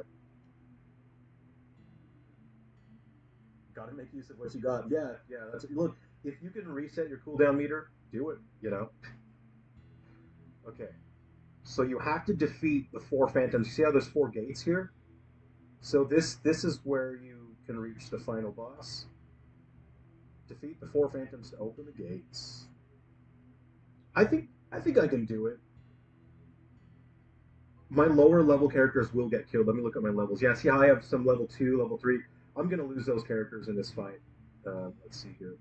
Let me switch to music that's like a... There we go. But I'll just show you the Phantom. I'll show you what it's like. You're welcome. I hope you have fun. I hope you enjoy it. Don't forget to give your characters armor. Go around town and pick up armor and experiment. Level up the armor because it makes a huge difference. Like you can see, look, Beastkeeper, his attack power is 25 because I gave him the farmer tunic. Make sure you, if you want to go, like a melee character, make sure you grab that farmer tunic. Hey, Scotty, how's it going? Uh, got a download code last night. You did? I sent you one. Oh, I hope you enjoyed it. I hope you're having fun with the game. So, this is one thing that I had to cut from the game. Caesarov is the final boss. I wanted to do voice acting for him. I wanted the whole thing to be voice acted, and it's I just didn't have time. I had so much work to do in balancing the game, not just in terms of the battle values, but the combat and the mechanics, the core programming of it. I spent so much time balancing it because that was the most important part, and I didn't have time to do the voice acting. So I'll do the voice acting now. I wanted like a just too much mustard on the hot dog, Shakespearean overacting for Caesarov. So, what do you feel? What gives meaning to your pitiful existence? Behold, my power! The revenge brought forth from the fallen hero of destiny! Arise! The darkness within your own soul will become your own undoing.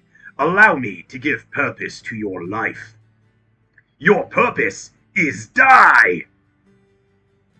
And I wanted some Magneto energy. Magneto from the X-Men arcade game. I wrote that line specifically um, with that in mind. Like when Magneto says, X-Men, welcome to die! That's why I wrote that line. All right. So this guy's throwing projectiles. So what do we have to do to stop this guy from throwing projectiles? A bell weapon will stop him from throwing projectiles. So let's go ahead and drop that. I need to figure out which of my characters has bells. Um, I'm I'm not high enough level for this. I'm gonna get. This is not good for me. Magi ring. I might put down another fence. Okay. So I got my summons out there. Let me figure out which of my characters has a bell. See, I don't really know my party that well right now, so I'm gonna walk around. I'm certain I've got a character with a bell, right? Let me get another fence out. Ideally, you should know your characters really well at this point. Ideally, and if you want to deal with projectiles, I have a character with a catching net. The catching net can catch the projectiles. Uh oh. Uh oh. Please no, get away from me. Okay. What's a bell? What's a guy got to do to get a bell around this place? Let me just stun him. The wisdom hoop will just slow him down for a little bit. Get another fence down there. I'm not really paying attention to my party. Otherwise, I would probably know, who has a bell. I've lost my historian. That sucks.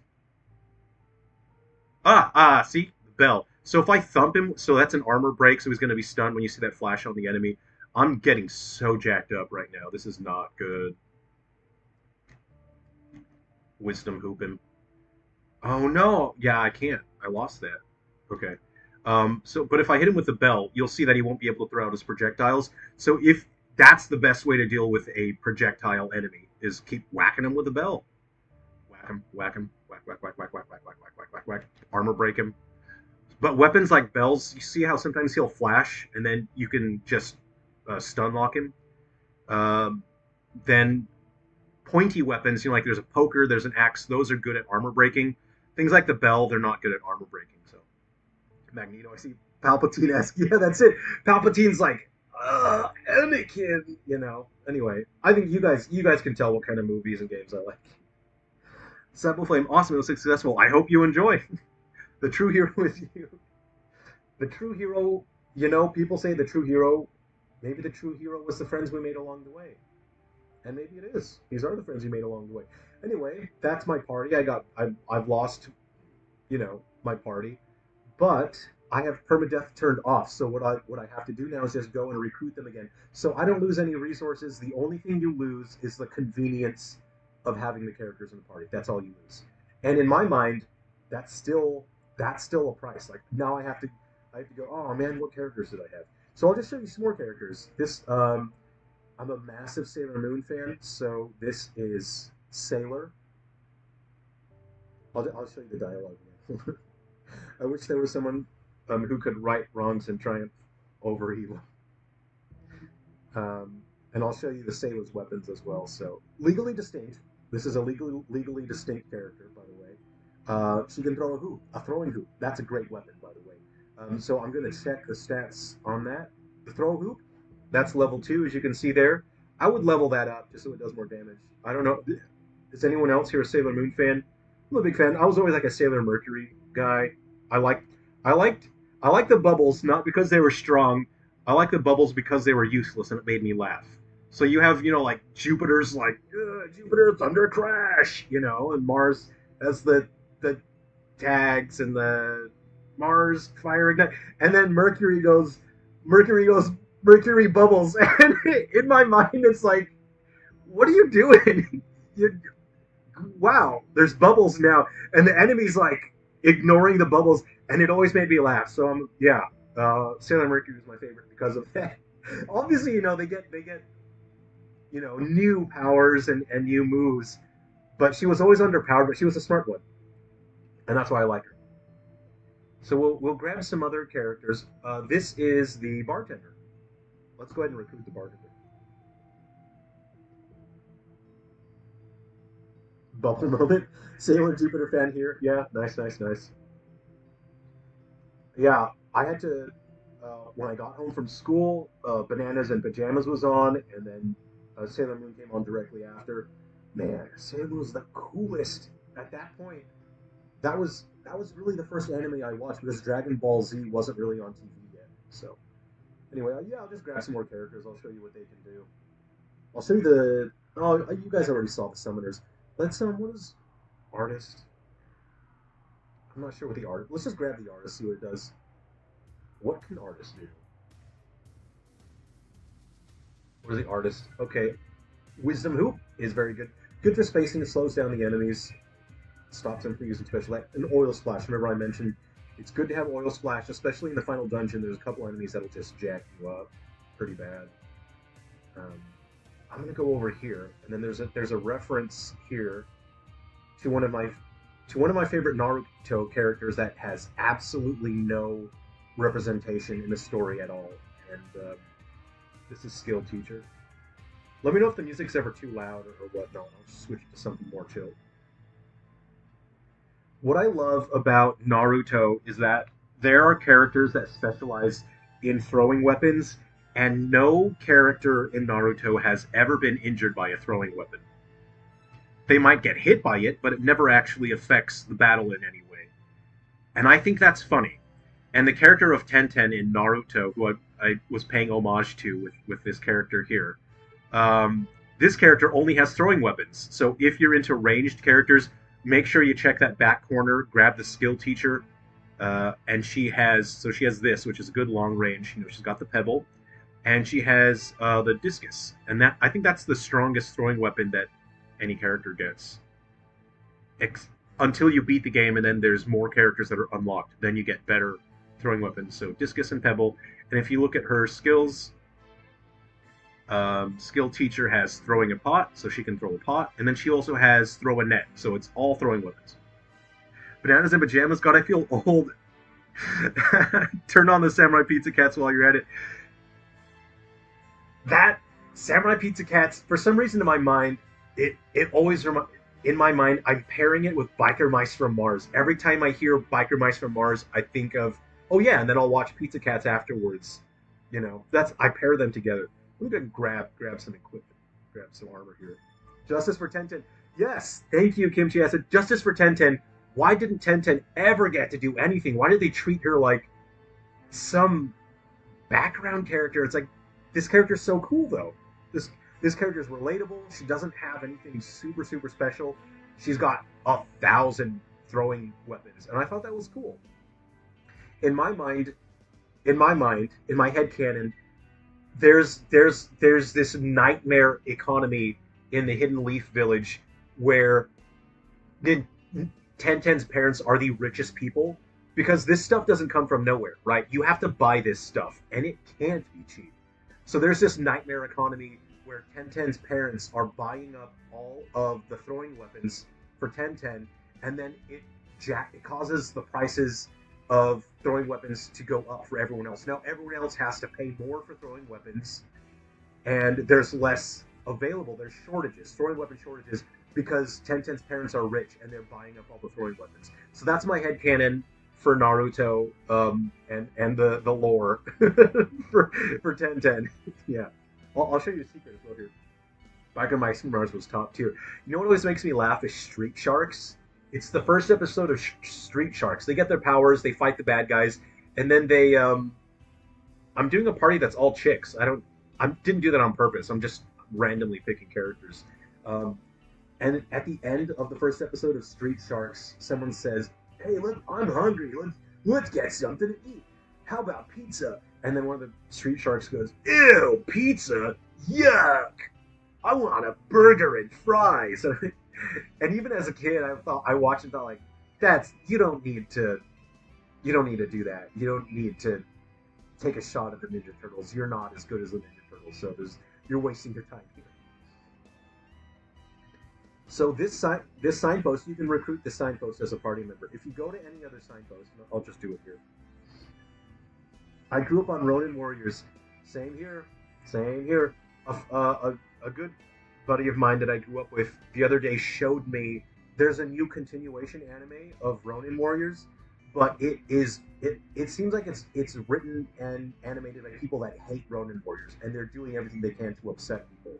So I'm just going to pretend the continuation series doesn't exist. So if you try to recruit a signpost, there was no response. The signpost lacks sentience. Oh well, too bad. And there is a signpost that you can recruit. You can tell there's something odd about the signpost because it has these little eyeballs and they blink at you. Let's go ahead and recruit the signpost. Whoa, a talking signpost. My soul hurts. Why am I here? Why do I live? Let's see. Sorry if it's out of line, but may I please have a switch code for the game? Absolutely not out of line at all. I just want to make cool games for you guys, and that's what I care about. So here we go. I hope you enjoy. Here's your download code. Creature, I hope you have fun.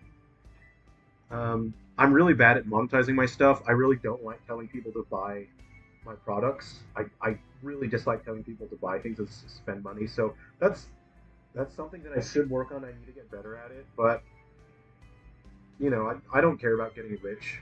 I need to balance out earning money so I can pay my bills and my mortgage, because making games is how I make money. But I really dislike telling people to buy my stuff. I don't like it. I'm bad at it. I've accepted that. You know, whatever money I earn with my games, I'm content with it. I'm not gonna freak out about it. It's in the same way that there are people that really dislike tofu, right? You can really dislike tofu. You can still eat tofu. You can be in a situation where, okay, I'll eat tofu. I'm not going to enjoy it.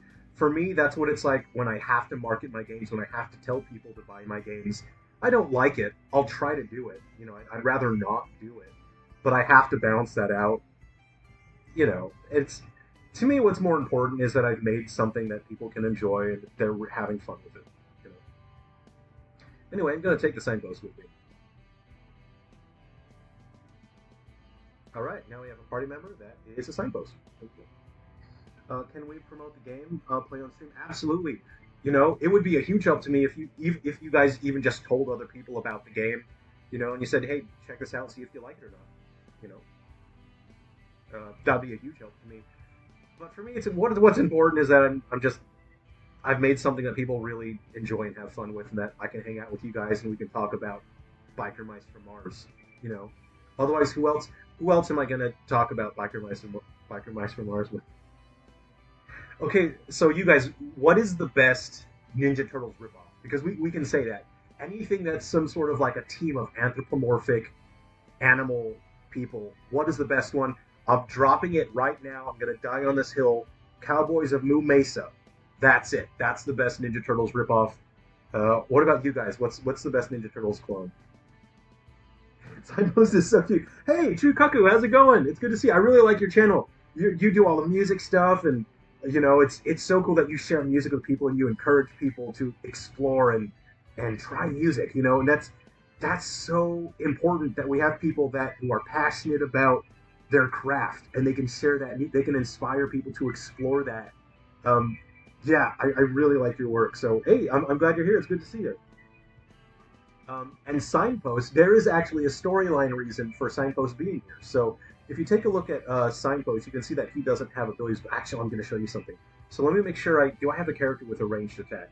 I just need to grab another party member. So not only is Signpost funny, I think that to me that's pretty funny. What we're gonna do is I'll grab Town Crier here. Oh wait, do I have a healer? Hold on. Oh whoa, it's all healers. Oops, oops, all healers. You know how they have how Captain Crunch made oops all berries. I have a party that's oops all healers. Let me. I'll grab. No. I should grab a summoner character actually. So we haven't. I'll get Burger. Burger has Duck, so Duck's one of the best summons. Does Thundercats count? No, I don't think it does count as a Ninja Turtles clone because it's so original and it's its own thing. And Thundercats was the cartoon of Thundercats was before Ninja Turtles, but the comic of Ninja Turtles was before Thundercats. Battle Zones, yeah. Is it Zit, Pipple, and Rash? Is that it? That sounds right. Give me some SWAT cats. That was my favorite back then. It was funny because when you look at SWAT cats, you kind of think, oh, they're wearing clothes, right? SWAT cats, fully clothed. Biker mice from Mars, fully clothed. But then you look at Ninja Turtles, and you kind of wonder, why pants? Can I get some pants, or what's the situation here? Um, should I save? I don't remember what I've done. I'm gonna save. True Cuckoo, thanks, man. I appreciate. I subscribed to you with my personal account, my you know. Congrats on the launch of your channel and your ethos, man. I think you and I share the same kind of passion for art and sharing art and a craft with other people. So I think you and I think we share that. I think we get along. Pants were optional in the '90s. Yeah, that's why there's certain characters. I don't have any in my party. You know, look. Before we go and do the dungeon thing, I'll just go through here. And you know, you say pants are optional, and that's something that I wanted to explore with the character designs here. You know, you look at the historian, and he's got a long sleeve onesie with underwear, and I feel like that's something that you probably would have only seen in the '80s. You know, let's take a look at some other characters here. We'll just wander around real quick. You know, here, you know, the geologist, you know, has that tunic, underwear onesie with the rolled up white sleeves. I feel like that's a design that you probably wouldn't see these days, and I feel like it's such an '80s look to have the character just wearing underwear like that. Very Conan the Barbarian, you know what I mean? Have a look at the you know, and the singer has a similar look. The musician, I think that's pretty funny. That's how you can tell their wisdom. It's like looking at the rings of a tree. Yeah, there's something really charming about Ninja Turtle ripoffs. I just really like them, you know. Okay, so the sign, there is a point to the signpost. So the signpost is the only character that doesn't have any skills, but the signpost can learn new skills, and the signpost can actually. I don't want to say too much. I don't want to spoil it. So what I'll do is I'll just run through this Shrine of Great Power really quick. I do need a heal, actually. I'm just gonna check out some heals. Thank you. And I think cloth tunic. I should have given my other characters armor. I'm not even gonna stress about it right now. I'm just kind of chill about it. But yeah, you definitely should go and find some armor for your characters. Okay, this guy is gonna straight up just stalk me. But see, when you have multiple throwing hoop users, you see how satisfying it is to zone an enemy out. I've Again, I spent hundreds of hours balancing these characters and fine tuning their move sets, testing all kinds of party combinations, and I think this is so satisfying zoning an enemy out like that. Oh, it feels good just jacking him up with projectiles. I just wanted to make a game that you guys would really enjoy, and I think that's super satisfying. So we got to open up. Oh, I think that that ghost is going to respawn, and I don't have prey. Last time I insta-killed the ghost with prey, we're going to have to deal with that ghost again, and it's going to be tough. So hopefully we can just zone him out again. Hopefully. So let's go ahead. I got to hit these switches here. So we're going to see, or maybe I'll run past him. You know what? I'm going to do the gamer thing, and I'm going to run past the enemy that I'm supposed to defeat. Okay, hold on. Who do I got? Who do I got? Hold on. I'll switch to skill teacher, and yeah. I'm just gonna spam this. Spam it. There we go. And I'm gonna spam. I gotta hit that switch. If you have the right characters, you can deal with situations however you want. So what I'm gonna do is I'm gonna switch to signpost, and I'm gonna run past the enemy here. Ow! Strike with a chilling shadow. Here I am. Here I am showing you guys how to cheese my own game. We're gamers. We can cheese stuff if we want. Yeah, this doesn't make any sense. Why would the hero of Destiny abandon the Star of Destiny? Um, Shukaku, I think you're gonna appreciate this. The sound font that I use for this game is strictly the TurboGrafx 16 sound chip sound font that I created the soundtrack for this game. What I will do, I'll pause the music that's playing now, and I'll try to get the audio from the game here. Let me know if the music is ever too loud. So the music that I composed for this game, I wanted to adhere to the limitations of 16-bit consoles, and so I restricted all of the soundtrack, except for one track, I restricted it to having only 4 channels. So every piece of music that you hear in this, it's the TurboGrafx 16 sound card and 4 channels to the music. And to me, that was a way of I'm not just trying to copy and, say, oh, I'm paying homage to the music. It's to evoke the thought process and the design philosophy of the music from that era. Back then, actually, for the most part, they mostly only had 3 sound channels because a lot of these consoles use the 4th channel for sound effects, for noises and crunching. So I'm pushing it a little bit by using 4 channels, but it depends on the console. All the consoles, some of them had more channels to use. But not only that, it as a composer for me, it makes it so that I have to think differently, and I can't just create music willy-nilly without restrictions. So I now have creative restrictions, and for me, it's satisfying to work in a space like that where I have only 4 channels and I have very limited range in terms of the different voices that I could get for the music. So I had to identify, this is the amount of textural range I have for the voices. I only have 4 channels, and it was so satisfying writing music that fits into that, and it resulted in a sound that to me faithfully brings you back to this era. evokes that memory and then reminds you of what this era is like. And it was such a fun challenge. And True Kako, I think you can um, enjoy that. I think you would enjoy something like you know, because I really like your work and I've seen your channel. I think you could appreciate that. Was TurboGrafx the one that could use wavetables? I'm not 100% sure on that. I never had a TurboGrafx 16 and I haven't yet developed for it. But I do have a development kit for it, and when I can get hardware, I will develop for it, and then I will do more research when it comes to creating the soundtracks for individuals. So I don't know enough about it right now. Oh, so check it out. That item that I picked up is a new ability for Signpost. Chug it. And that is one of the legendary weapons, the legendary artifacts. You know what? I'm going to go for it. I think I'm going to try enemy defense -8. So I'm going to keep track of my health. I'm going to be really careful here. But because I did just get one of the legendary artifacts, I got the Star of Destiny. There we go. I got a summon as well. My health, my health, my health! We did it, we did it, we did it. Okay, but I am losing health to poison. Let's see. Let's find out. Uh-oh. Uh-oh. The poison killed me. I should have... See, I had 3 characters that could cure poison, and all of them have their cooldown meter. But I now have one of the artifacts of destiny. The legendary artifacts.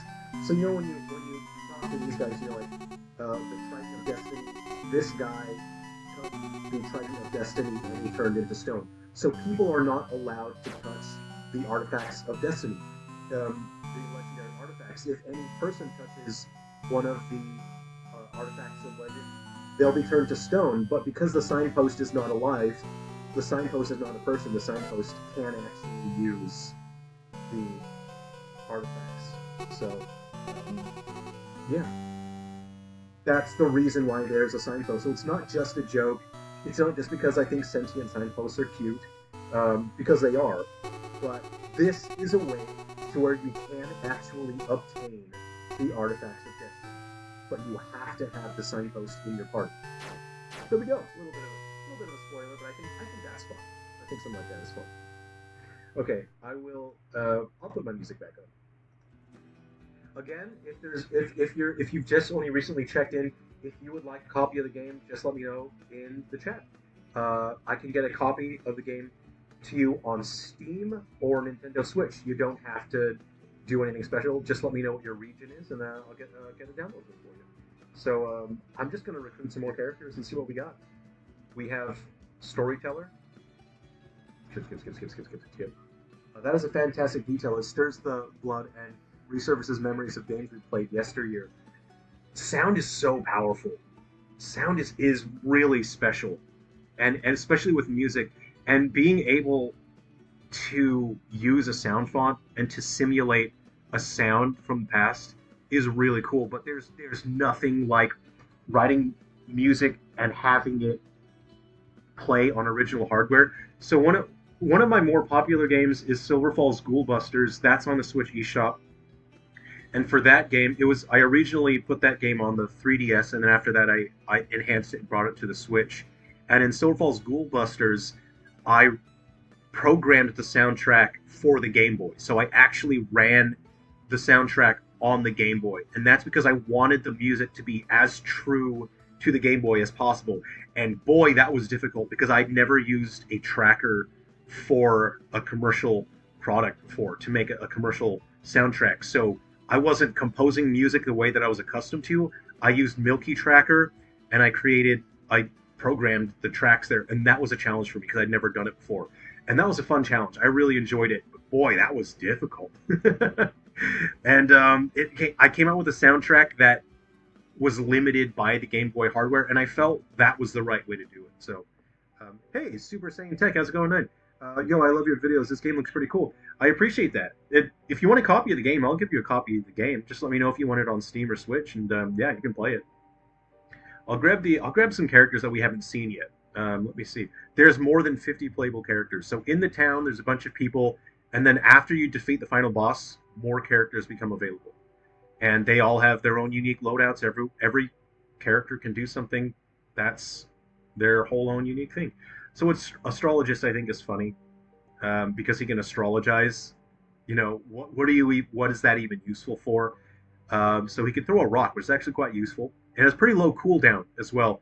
And so look at this. This is really good. So you see how you can have the astrologist throw a rock. He has a cooldown meter, and then you have the storyteller use hurry up, and that reduces the cooldown meter by 5. Look how much it shaved away the cooldown meter on the astrologist, and then almost immediately I could throw another rock. So again, when you build a party, there's meant to be synergy. You find the synergy, and you create a party that matches not just your playing style, but the challenge that you need to face at that point in the game.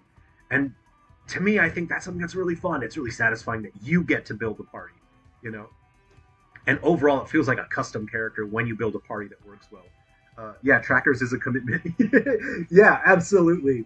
And I would do it again, for another soundtrack because it helped me improve. It helped me understand more. It helped me improve. But man, was it difficult.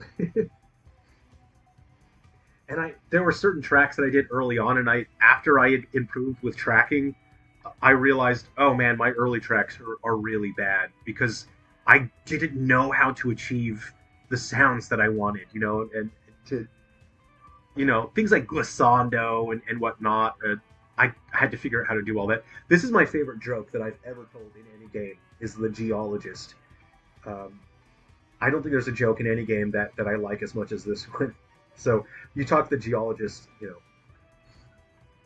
power of the earth, the land, the elements. It's so wonderful. Can't you feel the power of the land when you go outside? The stones, the mud, the water, the vines. I can feel it. So you can use geomancy magic.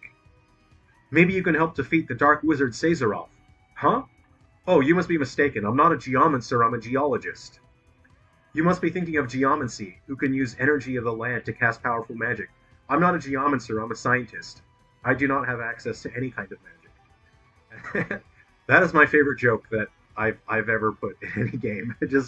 That's been on my mind, and I thought, it'd be so funny is if you came across a character, because we play a game that's in a fantasy setting and we see the word geo, and we naturally think, oh, geomancer's sick. All right. And I think it'd be so funny for a character to just go, oh no, I'm not a geomancer, I'm a scientist, Yeah. And the geologist is cool because the geologist has a one-of-a-kind weapon, and that is Pebble times 3. So let's go ahead and get that geologist. This is crowd control, baby. This is how you control crowds. Pebble times 3. There's no other character that has Pebble times 3. And we also have Boulder Buster. And this is absurdly strong. We'll take it for a test run. What we'll do, let's see. I'm gonna give her she's already got the farmer tunic. Let's go ahead and level up the farmer tunic a little bit. So again, the reason why you don't just go into a shop and buy equipment and then you have equipment in your inventory is because these are not heroes, and I don't want you to engage with this game mechanically the same way that you would if you were playing as a hero. These are people that live in this world, and so I wanted the way that you engage with it mechanically to be different because these are different characters, So I'm going to talk to this guy, level up a little bit. Lord Chipos, how's it going? I would love to get a Steam key for EU if you don't mind. Sure, I'll do that for you. Let me grab one for you while I button mash the A button. I'm multitasking. I'm button mashing to level up my armor, to upgrade my armor, while I grab your Steam code here. Okay. Okay, Lord Shitpost, here is your Steam key. I hope you enjoy. I hope you have fun.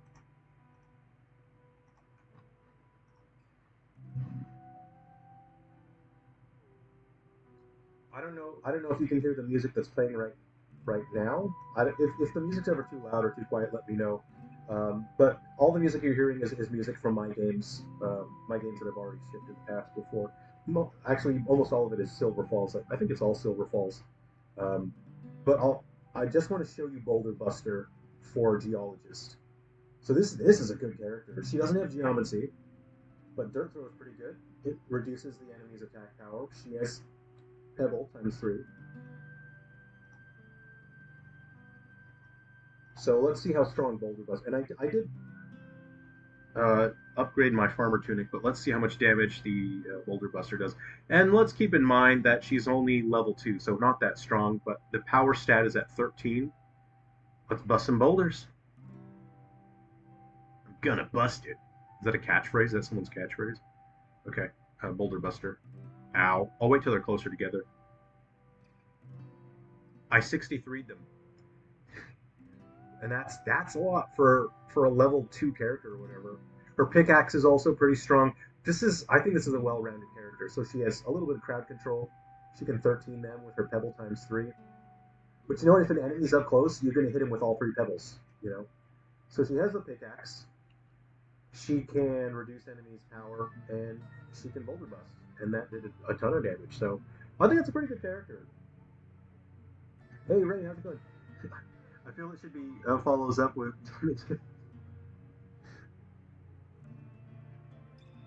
Okay, what other character? Oh, the Sculptor. We haven't had the Sculptor yet, right? And this is something I added pretty late in development. You see where it says the level of the character there, level 0 Sculptor. I had not originally planned on that, but as I was testing the game, when I test the game, what I focus on is the overall experience and the feeling. How does the player feel when they experience the game? And when I was testing it, I found that it was very frustrating because when you talk to the characters to recruit them, you, as a player, you don't actually remember if you've used that character. You don't know how strong that character is. And so it was pretty late in development. I added the level display that tells you the level of the character. So that way you know, oh, no, this character, I haven't used this character in the save file yet. Or you'd see, oh, this is one of my strong characters, you know. So, and that came as a result, again, I hadn't originally planned it, but that came as a result of testing and paying attention to the overall experience. How does the player feel when they experience the product? And so a lot of the game that is here that you see is the result of that, of me thinking about how do people feel about this. I'm going to turn off high res mode just so we can see it in pixel, you know, the pixelated mode. Martin K, sure, yeah. Mark Cart A. Lord Chipos, thank you so much. The installation is already complete. I hope you enjoy it. I hope you have a ton of fun with the game. It's important to me to optimize as much as I can. I didn't have to make the game file this small, but it's important to me that I don't get complacent and lazy. And so even if it's a game where if I didn't optimize it, it probably would have been around 250 to 300. But for me, it's like, no, I want to make sure that I don't get complacent or lazy, so I optimize it as much as I could. And there we go. It's actually the music takes a lot of the file size as well. So Mark Card 8, let me grab a Steam code for you. Okay.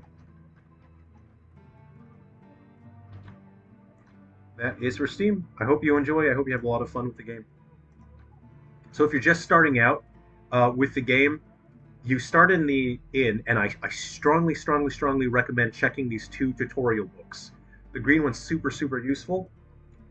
It reminds you certain characters, their weapons have special effects. So the bell weapon, it prevents enemies from using projectile attacks. All of these effects last about 6 seconds.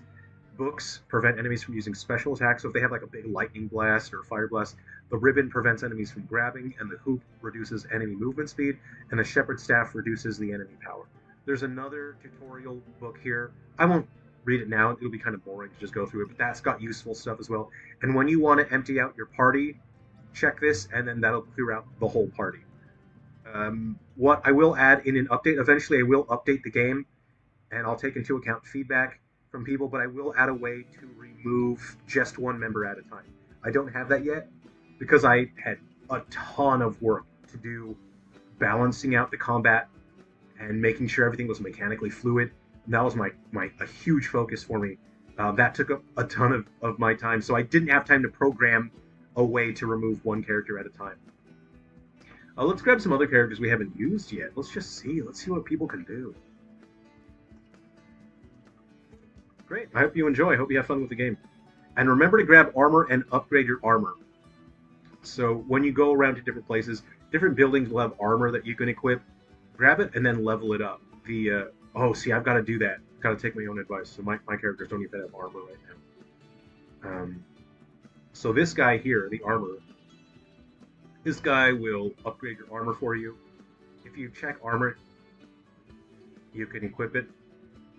So whatever character's in the lead, that's the character that will equip the equipment. Talk to this guy, he'll level it up for you. And he'll use up your green drop. You can farm for green drop. It's easy to farm for green drop pretty quickly. Are there more secret weird characters like Signpost? Yes. Yes. But you have to beat the final boss first. After you beat the final boss, there's more characters that become available. So beat the final boss, you go to the Colosseum, and there will be more characters there. And there's some fun. Yeah, there's fun there. There's some fun stuff. Fun characters. I just want to keep making more, but you know what? You have to pick an end point. Your scope has to finish at some point.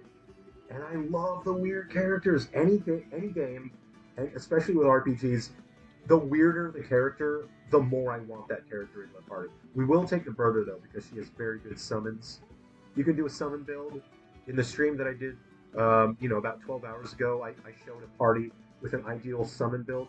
And the reason why you want to have a very specific build for your summoners is that you can increase the duration of your summons, and then you can have multiple characters that use this hurry up that reduce the cooldown meter. So you can see how my cooldown meter just dropped a ton. So you can follow that flow, and you can just keep calling out more and more and more summons, and you can have an army of summons. And I think that's fun. I think that's satisfying. What is this? Oh, this one that increases your max HP by a ton. Well, Dan Silvers, how's it going? I just purchased. We'll play later and leave a review. Can't let this one founder an algorithm purgatory. I really appreciate that. That means a lot to me. Thank you a lot for that.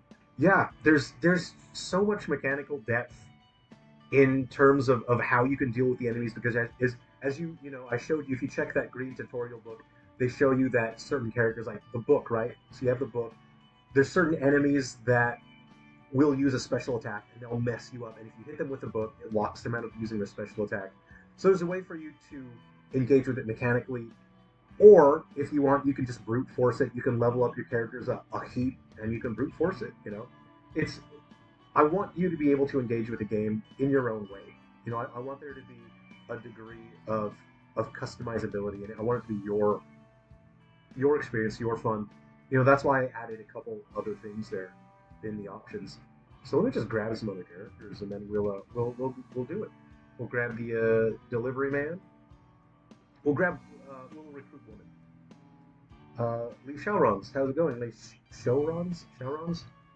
So yeah, make sure you check this book. These 2 tutorial books will give some real helpful stuff. Or you don't have to. You don't have to, get into it. You can just play it however you want. Okay. I wanted to recruit her. Oh. My husband was eaten alive by a monster last week. The hero of destiny could have saved him, but I'm told the hero of destiny arrived here late because he was doing something called side questing. They said he collected 666 hell red butterflies and 99 dream nuggets. He defeated 777 enemies in exactly 7 days. Then he performed 7 round trips around the world. I hope his reward for side questing was worth it, because now my husband is dead. It's so brutal. Sven, how's it going? I'm at work right now, so I cannot stay, but I just watched the stream when you upload it to YouTube. The last one I fell asleep because I was tired after work. Good to see you again. Thanks for hanging out. Okay, let's go outside. Let's wander around a little bit. I don't even know. I didn't even pay attention to who's in my party. Every battle that you engage within, obviously there's some battles that I meant to be easy, so you can just grind for resources, and then other battles I designed specifically as a puzzle, and if you don't have the right characters to solve that puzzle, you're just going to get jacked up. So really quickly, I'll just go back to the title screen. I'll show you the extras. So we'll turn high-res mode back on. You can turn easy mode on or off. Easy mode, the enemies will have half their HP, they'll deal less damage, and you can, if you want a challenge, you can turn on no EXP, and that's hardcore, baby. And then you really have to use the mechanics of the game to its maximum. You know, that's going to be interesting. Yeah. Or if you reach a certain point, you don't want your characters getting any stronger. You know what I mean? Um, if you just want to chill and relax, you can turn permadeath off. But the way that the game is really meant to be played is permadeath on, and that way it feels weight. There's so much weight to every interaction with enemies, because if you are careless, you could lose a character that you really need in order to deal with certain enemies. Like, you know, the ghost is really difficult to deal with.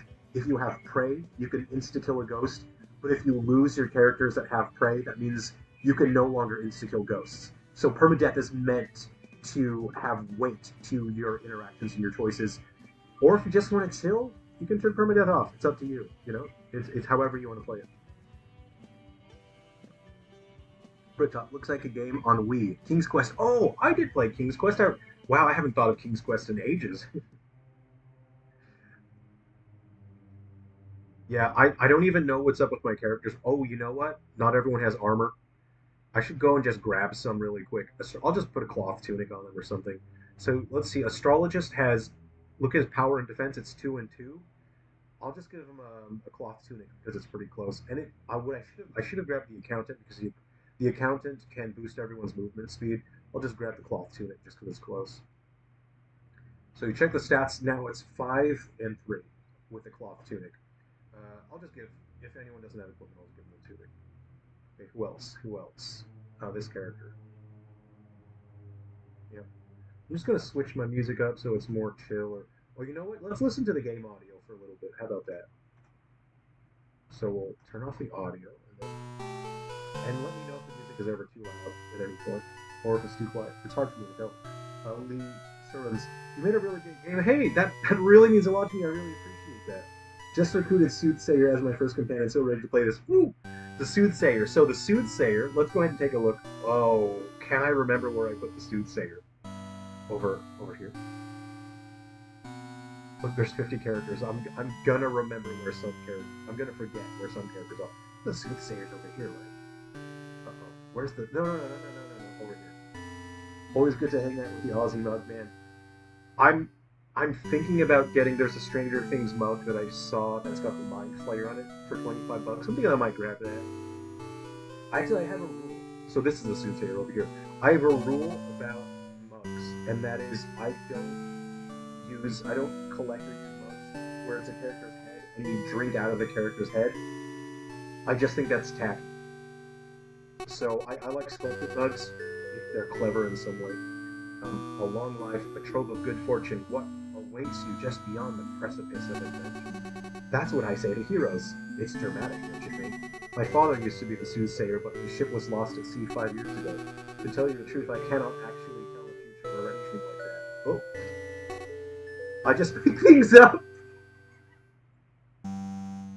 I just make things up and say whatever I think people need to hear to make them feel better. In a way, that's a kind of valuable ability, don't you think? The ability to make people feel better? I think that's what my dad would have wanted me to do. I still miss him. Thanks for listening. I started telling the Hero of Destiny about my father, but then he just walked away before I finished. Chrono Trigger much? The Hero of Destiny was very rude, and he ate all the fresh fruit on my table without saying a word. I'd forgotten I'd written that dialogue. So, a ton of work goes into these games, and this isn't the only game that I work on. I work on multiple games simultaneously. So I often forget the dialogue that I write. Obviously, I put a ton of thought and consideration when I write the dialogue. There's a lot of intent there, and I can't remember it. I write it. There's no way I can remember it. So I actually forgot that I write that dialogue, and that really made me laugh.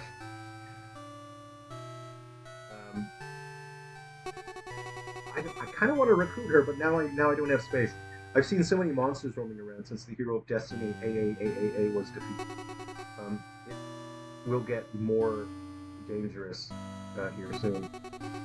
We are going to the Cursed Castle of the North. I don't have enough characters. It's cheaper on Switch by 50p. Is it? I sort of used. I think I used Steam's automatic price system, so I think that's why it's cheaper. I love that dialogue so much. That's how I've gotten through the past 39 years of life. Okay, so I don't remember much from the first 2 years, so yeah, you got it. I think we're about the same age. Again, if you're just checking into the stream, if you want a copy of the game, just let me know. I'm pretty chill. Let me know if you would like it on Steam or Switch. Let me know your region. I'll give you a copy of the game. So when you're first starting out, again, guys, give your characters armor and go straight to the right. The characters, this isn't a secret. The characters in the game do talk about this. This is where you can just get you can get experience points and green drop. So look at the green drop. I've got 250. The green drop is what you use to enhance your armor. And this area is specifically designed for you to level up pretty efficient. It's the best spot to level up. That's just how it is, And it's to save you time. I want you to be able to use a bunch of different characters. The game is designed to where you're supposed to use as many as possible. Not all 50, but as many as possible. And it sucks having to slowly level up characters over and over again. So that's why this area here is you can level up pretty quickly here. So my last party was oops all healers, and now I have no healers. So I've made a terrible mistake. This is not a good party. This is such a bad party. I have no healers whatsoever. So that's bad. But this is also a good area for you to test your abilities on your characters. Throw a stick.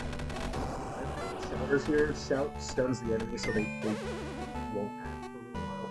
Astrologizes, stops enemies from using special attack. That's pretty useful. Armor break is good. Let's just some moves. I got my sign post, throw the Star of Destiny. And I got Burger. But this party, I would fix this party to where there's a healer, because this is not good. Any healer at all. You gotta head up and squad.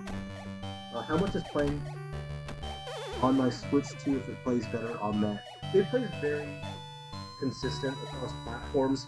On the original Switch, there's a little bit, you get some frame drops if there's a ton of enemies on screen in the overworld, and in the final dungeon, there's a little bit of frame drops on the original Switch. If you play it on Switch 2, the frame rate is significantly more consistent. I tried to keep it at 60 frames a second, and I did. I did originally have the game running consistent, non-stop 60 frames a second, but then after I submitted the game to Nintendo, I had to resubmit the game using the latest version of Unity, and every time Unity gets updated, performance gets worse. And I was using a somewhat older version of Unity, and it ran really efficiently. I had this game running consistently 60 frames a second nonstop, and then I had to redo the game with the newest version of Unity, and that version just it's not as efficient. And so the game no longer can maintain 60 frames a second all the time. It drops in certain parts of the game on the original Switch. And there's nothing I could do about it, Legally, I was required to use the latest version of Unity, and I can't complain about it because complaining won't achieve anything. I wasn't paying attention. And then I got knocked out. Superstar Ichiban, how's it going? I just picked this up on Steam, gonna install it when I get home. Thank you very much for that. I really appreciate that. Yeah, just have fun with all the characters. To me, this concept allowed me to come up with weapons that I thought were just so interesting.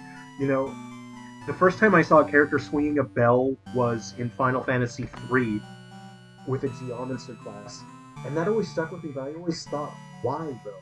In terms of context, why does that character have a bell? And so, in this world, I wanted there to be a reason, and the town crier has a bell because you gotta alert people with your town crier. Bells are things that we have in real life. Sometimes YouTube will recommend just a rabbit hole where all of a sudden you see a concert of bell ringers, and that is insane. So that was my thought process behind this. These are bell ringers. Kim TS said, Joe, I found a YouTuber composer that plays the Baglama. That's one I haven't played. Bouzouki, and he would have thought of you. Which Bouzouki, the Greek Bouzouki or the Irish Bouzouki? I would like to get the Greek Bouzouki. I don't have one of those yet. Baglama, I haven't played. I do have a Oud, and I have played Oud, so I can play Oud. It's not my strongest instrument, but I can play Oud. A friend of mine gifted one to me so it's pretty special to me. Yeah, that's cool. I like watching other people play instruments, and especially from other cultures, instruments that I'm not familiar with. I really enjoy that. Let's go and just grab some character. Let's build another part. And again, permadeath is on by default. If you don't want permadeath, you can turn it on through the options. Pretty easy. We haven't recruited the blacksmith yet, so let's take the blacksmith. Starting tricky, so maybe. Okay, yeah, that sounds good. League Sauron's. Well, I mostly play my Switch 2 anyway, since most games on there are just better. Absolutely. I just like faster loading times. I like the better performance. Yeah. Again, if you're just checking in recently, feel free. If you'd like a copy of the game, let me know if you want it on Steam or Nintendo. Let me know your region. I can get a download for you. We'll take the armor ratings.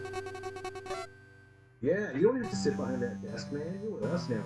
So something that's so important that you have to consider, this could have been a situation where you could screw yourself out of upgrading the armor because now you're taking the armorer with us. So I had to make sure I considered that very closely and make sure that you can still, so give him some armor, and then if you check that, you can still upgrade the armor even though he's in your party.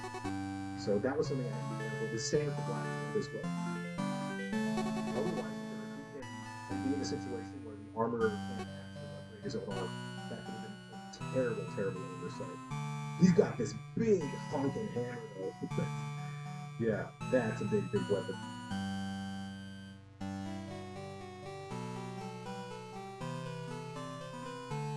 Adult pants? I'll take the pants with me.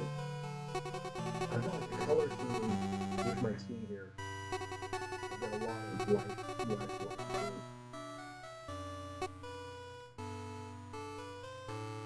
But yeah, I did test the game on Steam, so it runs great on Steam. Maintains 60 frames a second always. You know, when you get to the Battle Coliseum, I haven't tested it that much in terms of having a party where your characters are in their 20s and you're getting really far in the Battle Coliseum. In that environment, you could get frame drops, but on the Steam Deck, I think the Steam Deck works great. Okay, you know what? We have these characters yet. We'll take these characters. Shopkeep. Oh, this is existential dread right here. A Potter. I've had so much work to do lately. Have you heard of the hero of Destiny? He's been going all around the world destroying people's pots and bases. People have been hiring pots and bases for them. There are so many monsters floating around now. It is too dangerous to travel now. I want to create art, something beautiful, something meaningful. I don't want to create pots and bases for the rest of my life. Oh, I think there's some real existential dread there. That makes me feel a little sad for this lady. Okay. Monsters will overrun the load of business soon, won't they? There are no rules left to help us. And this. Here it is now. Okay. We have a whole fresh party. And the Potter. So what can the Potter do? The Potter has padding. And the Potter can throw a pot. Let's throw a pot. That's what a Potter can do. Shopkeep. So Shopkeep, throw a potion, stop targets from using special attacks for 20 seconds. That's pretty useful. And Flower Shell. Oh, that's a typo. That's a typo. That should not say 98 seconds. I better make a note of that and fix it in the next update. I don't know when that happened. When did that happen? Game development is such a chaotic, explosive process. I have no idea when they're. I have no idea when they're. That's crazy. That would stuff. Seconds. This is the Potter, is it? Potter. How that video now always says Potter. It's stuck in my head for some reason. Potter. Early on, when I was conceiving this game, I thought one of the earliest gags that I thought of was having a shopkeep throwing a potion because the shopkeep has no idea what to do with a potion. It's obvious to us, right? Because we play as countless heroes. We know how heroes use potions. We know what heroes do with potions. A shopkeep, on the other hand, has no idea what to do with a potion. So Stanley, the Stanley, Stand Keeper has bits, so you can move pretty fast. So I recommend you go around and take your characters with armor. I'm gonna bore you. I'm not gonna do that now. I'll just run around. We'll take a look. We'll see. We'll just run to the Coliseum and we'll get wrecked. Let's go get wrecked. Now I want the Stand Keeper's got to be sort of this is dance. If you want to do a solo run, having a character with dance is very good. That's power of defense plus 8, plus 1. And I'm supposed to do myself in defense. Oh, no, wait. This is I accidentally gave myself the perfect buffing part. Look, the party all got buffs. That's defense, speed. Oh, I got a double speed up on my Stand Keeper. Let's wreck this guy. This is a buffing party right here. We're gonna melt through some enemies. No, that party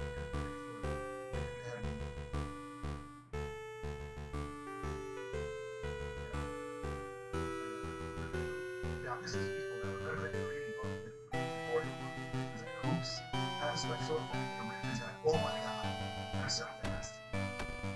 This is a Sonic the Hedgehog simulator.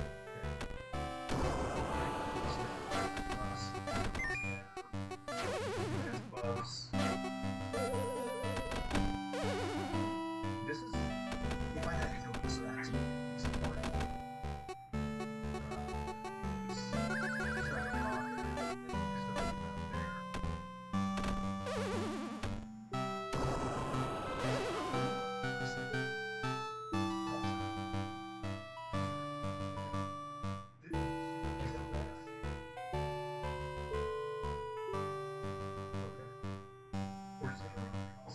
around the stream, so it's time is it?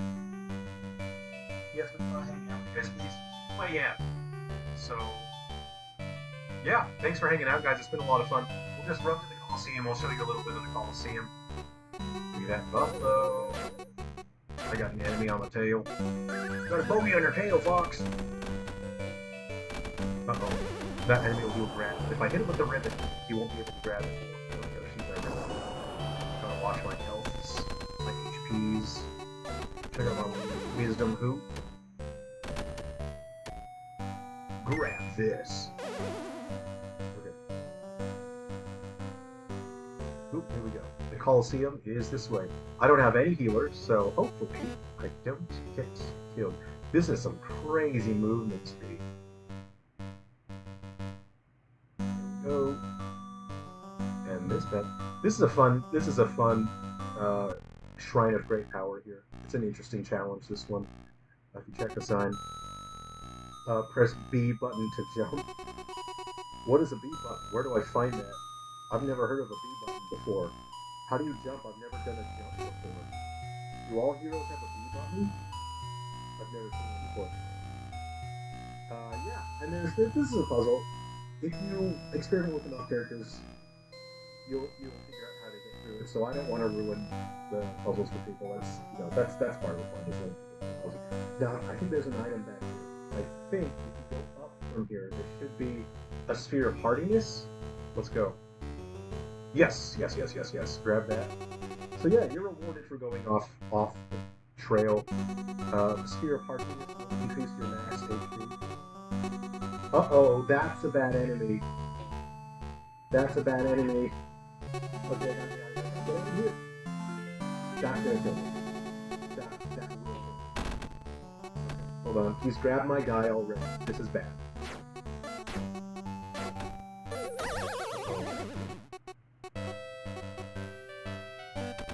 Shoot, he killed my guy. Well, I have to run now. Oh, he killed two of my guys. That are gone. I like Star Fox. I like how all the characters are different animals, not a bunch of humans. That's what I really liked about Star Fox, that they're interesting.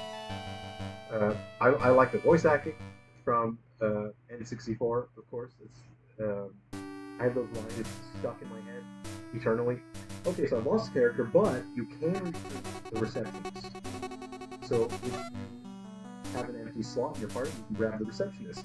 And the receptionist has a pretty good move. Shouting, so she's more of a support character, doesn't have good offense in terms of her skills, but she has a double hoop, which is nice here, double hoop, and she has discus. So she's a pretty good character.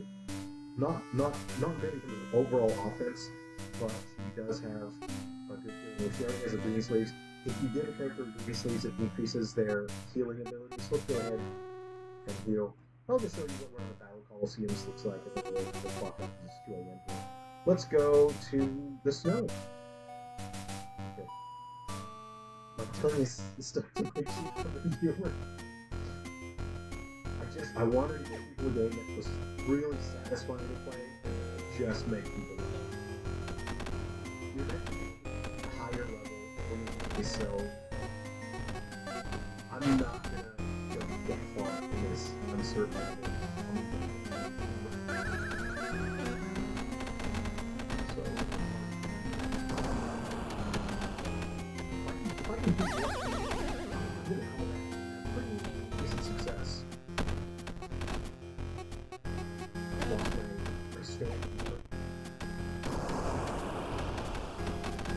Okay.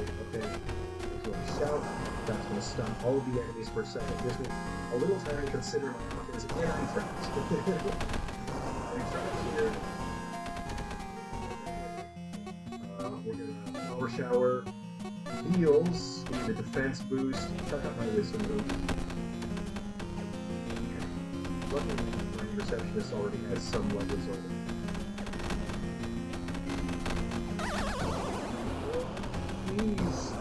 Okay, I have something. I lost my water. My defense. Okay, shout out. Okay, that's... No, someone's got me! I defeated one enemy. That counts as a victory. That's a victory for me. Okay. It's been fun hanging out, everyone. I appreciate you hanging out. I hope you have a ton of fun with the game. I'm gonna clock out now, 2 a.m., so we can just chill, we can wind down, relax, chat for another minute or two. Alright, so yeah, that's the live stream. I hope you guys have a lot of fun playing the game. Okay, we can try it. Thanks a lot for picking up the game, Dan Silvers. I really appreciate it. I hope you're able to pick up some tips from the stream. I'm trying to share all the secret stuff with you guys. This guy, look, so these enemies grab. They're very, very grabby. It's important to have oil splash on at least one of your characters. If you oil splash, that stops them from grabbing. Also, he grabs and he has projectiles. Do I have a way to stop him from throwing projectiles? Yes, befuddle. The historian can befuddle. It stops the enemy from throwing projectiles. There we go. I think he's in range. He shouldn't be able to throw projectiles anymore. If he does, it means that he was out of range for that mistake. So he was out of range. We'll do it again. My health is so low. I heal you. Defense me. Uh-oh. That's gonna hurt. Ow. Okay. He's stunning. I'm waiting for the cooldown on my historian. Okay, get my historian within range. And I should now befuddle him. That worked. See, it got the effect. So he should not be able to throw projectiles, and he won't be able to grab anymore. So that's why it's important to use your effects, because some of these characters they're tanky, and they're tanky because these are endgame enemies, and you're not heroes. You haven't gone through the rest of the game. So at this point, you can deal with the enemy in a safe manner, and luckily I can move fast enough to where he can't keep up with me. So what I'll do is I'll switch to the CF Keeper and I'll dance, and that'll make it a bit easier for me to outspeed him. And what we'll do is play it safe. I'm playing it safe. I'll let him walk into the wisdom loop there. See, I'm not even gonna get close enough for him to use a melee attack. I'm playing it safe. See, it's good if you have characters with long range attacks. I think I don't have anyone. Oh yeah, I have a ribbon ball. Okay. Uh-oh, I gotta play a little safer here.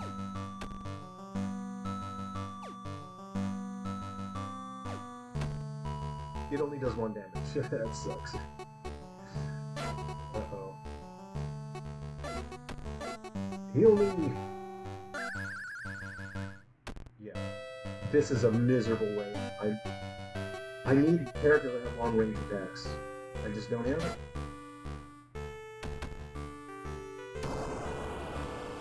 This guy has high defense as well. See, I'm barely doing anything to his health.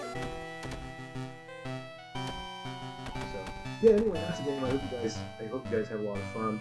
Give out any code this game. What game this game? Hey, Bricktop. Yeah. Do you need it for Steam or Switch? Let me know if you need it for Steam or Switch. And if it's for Switch, let me know what your region is, and I'll give you a download code before I clock out for the night. I threw a pot at him, throw a potion. Potion did 13. I don't want to leave this guy's dead. Just make it safe. I'll shout him. Shout stun. Stuns him when he shouts. Who has some... See, all my characters are low level, so that's why I'm barely doing any damage. His defense is just walling me out. There are attacks that bypass defense. I think Armor Breaker's actually one.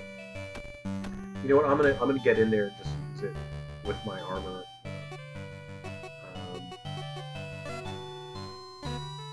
Oh no! There's a second one. I'm screwed.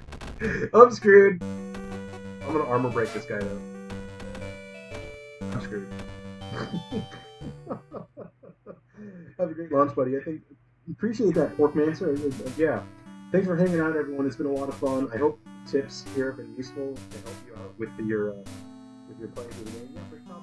I'll wait a couple minutes if you're still there, Bricktop. Let me know if you want the game for Steam or Switch and what region. So, yeah, there's a couple different arenas, but this is meant to where your characters are really developed. So you can pick the arenas there. You can walk to the arenas. If you walk to the arena, at the side it will tell you what my score is. So, yeah, let's know your points, your monsters defeated, and how long the battle lasts.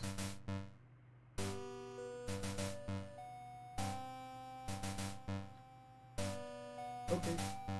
Well, I haven't heard from Bricktop again yet, but I'll do more live streams. I'll do more giveaways. So if you missed out on getting a download code and you'd like one, we'll catch up on it on our live stream sometime. Okay. Thanks everyone. It's past 2 a.m. here. So, Mark, my friend, she has gone and listed the game on Steam. Hey, I appreciate that. Thanks for sharing the game. It's been a lot of fun hanging out, guys. Okay, take care. I'll see you. I'll live stream again. I'll keep up the video uploads and get some sleep. Take care, everyone. I will. I definitely need some sleep now. See you, Dan. Take care, everyone. And, as the weeks go on, I'll share more secrets and tips with the game as well. You can find some of the hidden stuff. Yeah, I try to pack as much fun stuff in there as I could. Thanks, everyone. I'll see you around. Take care.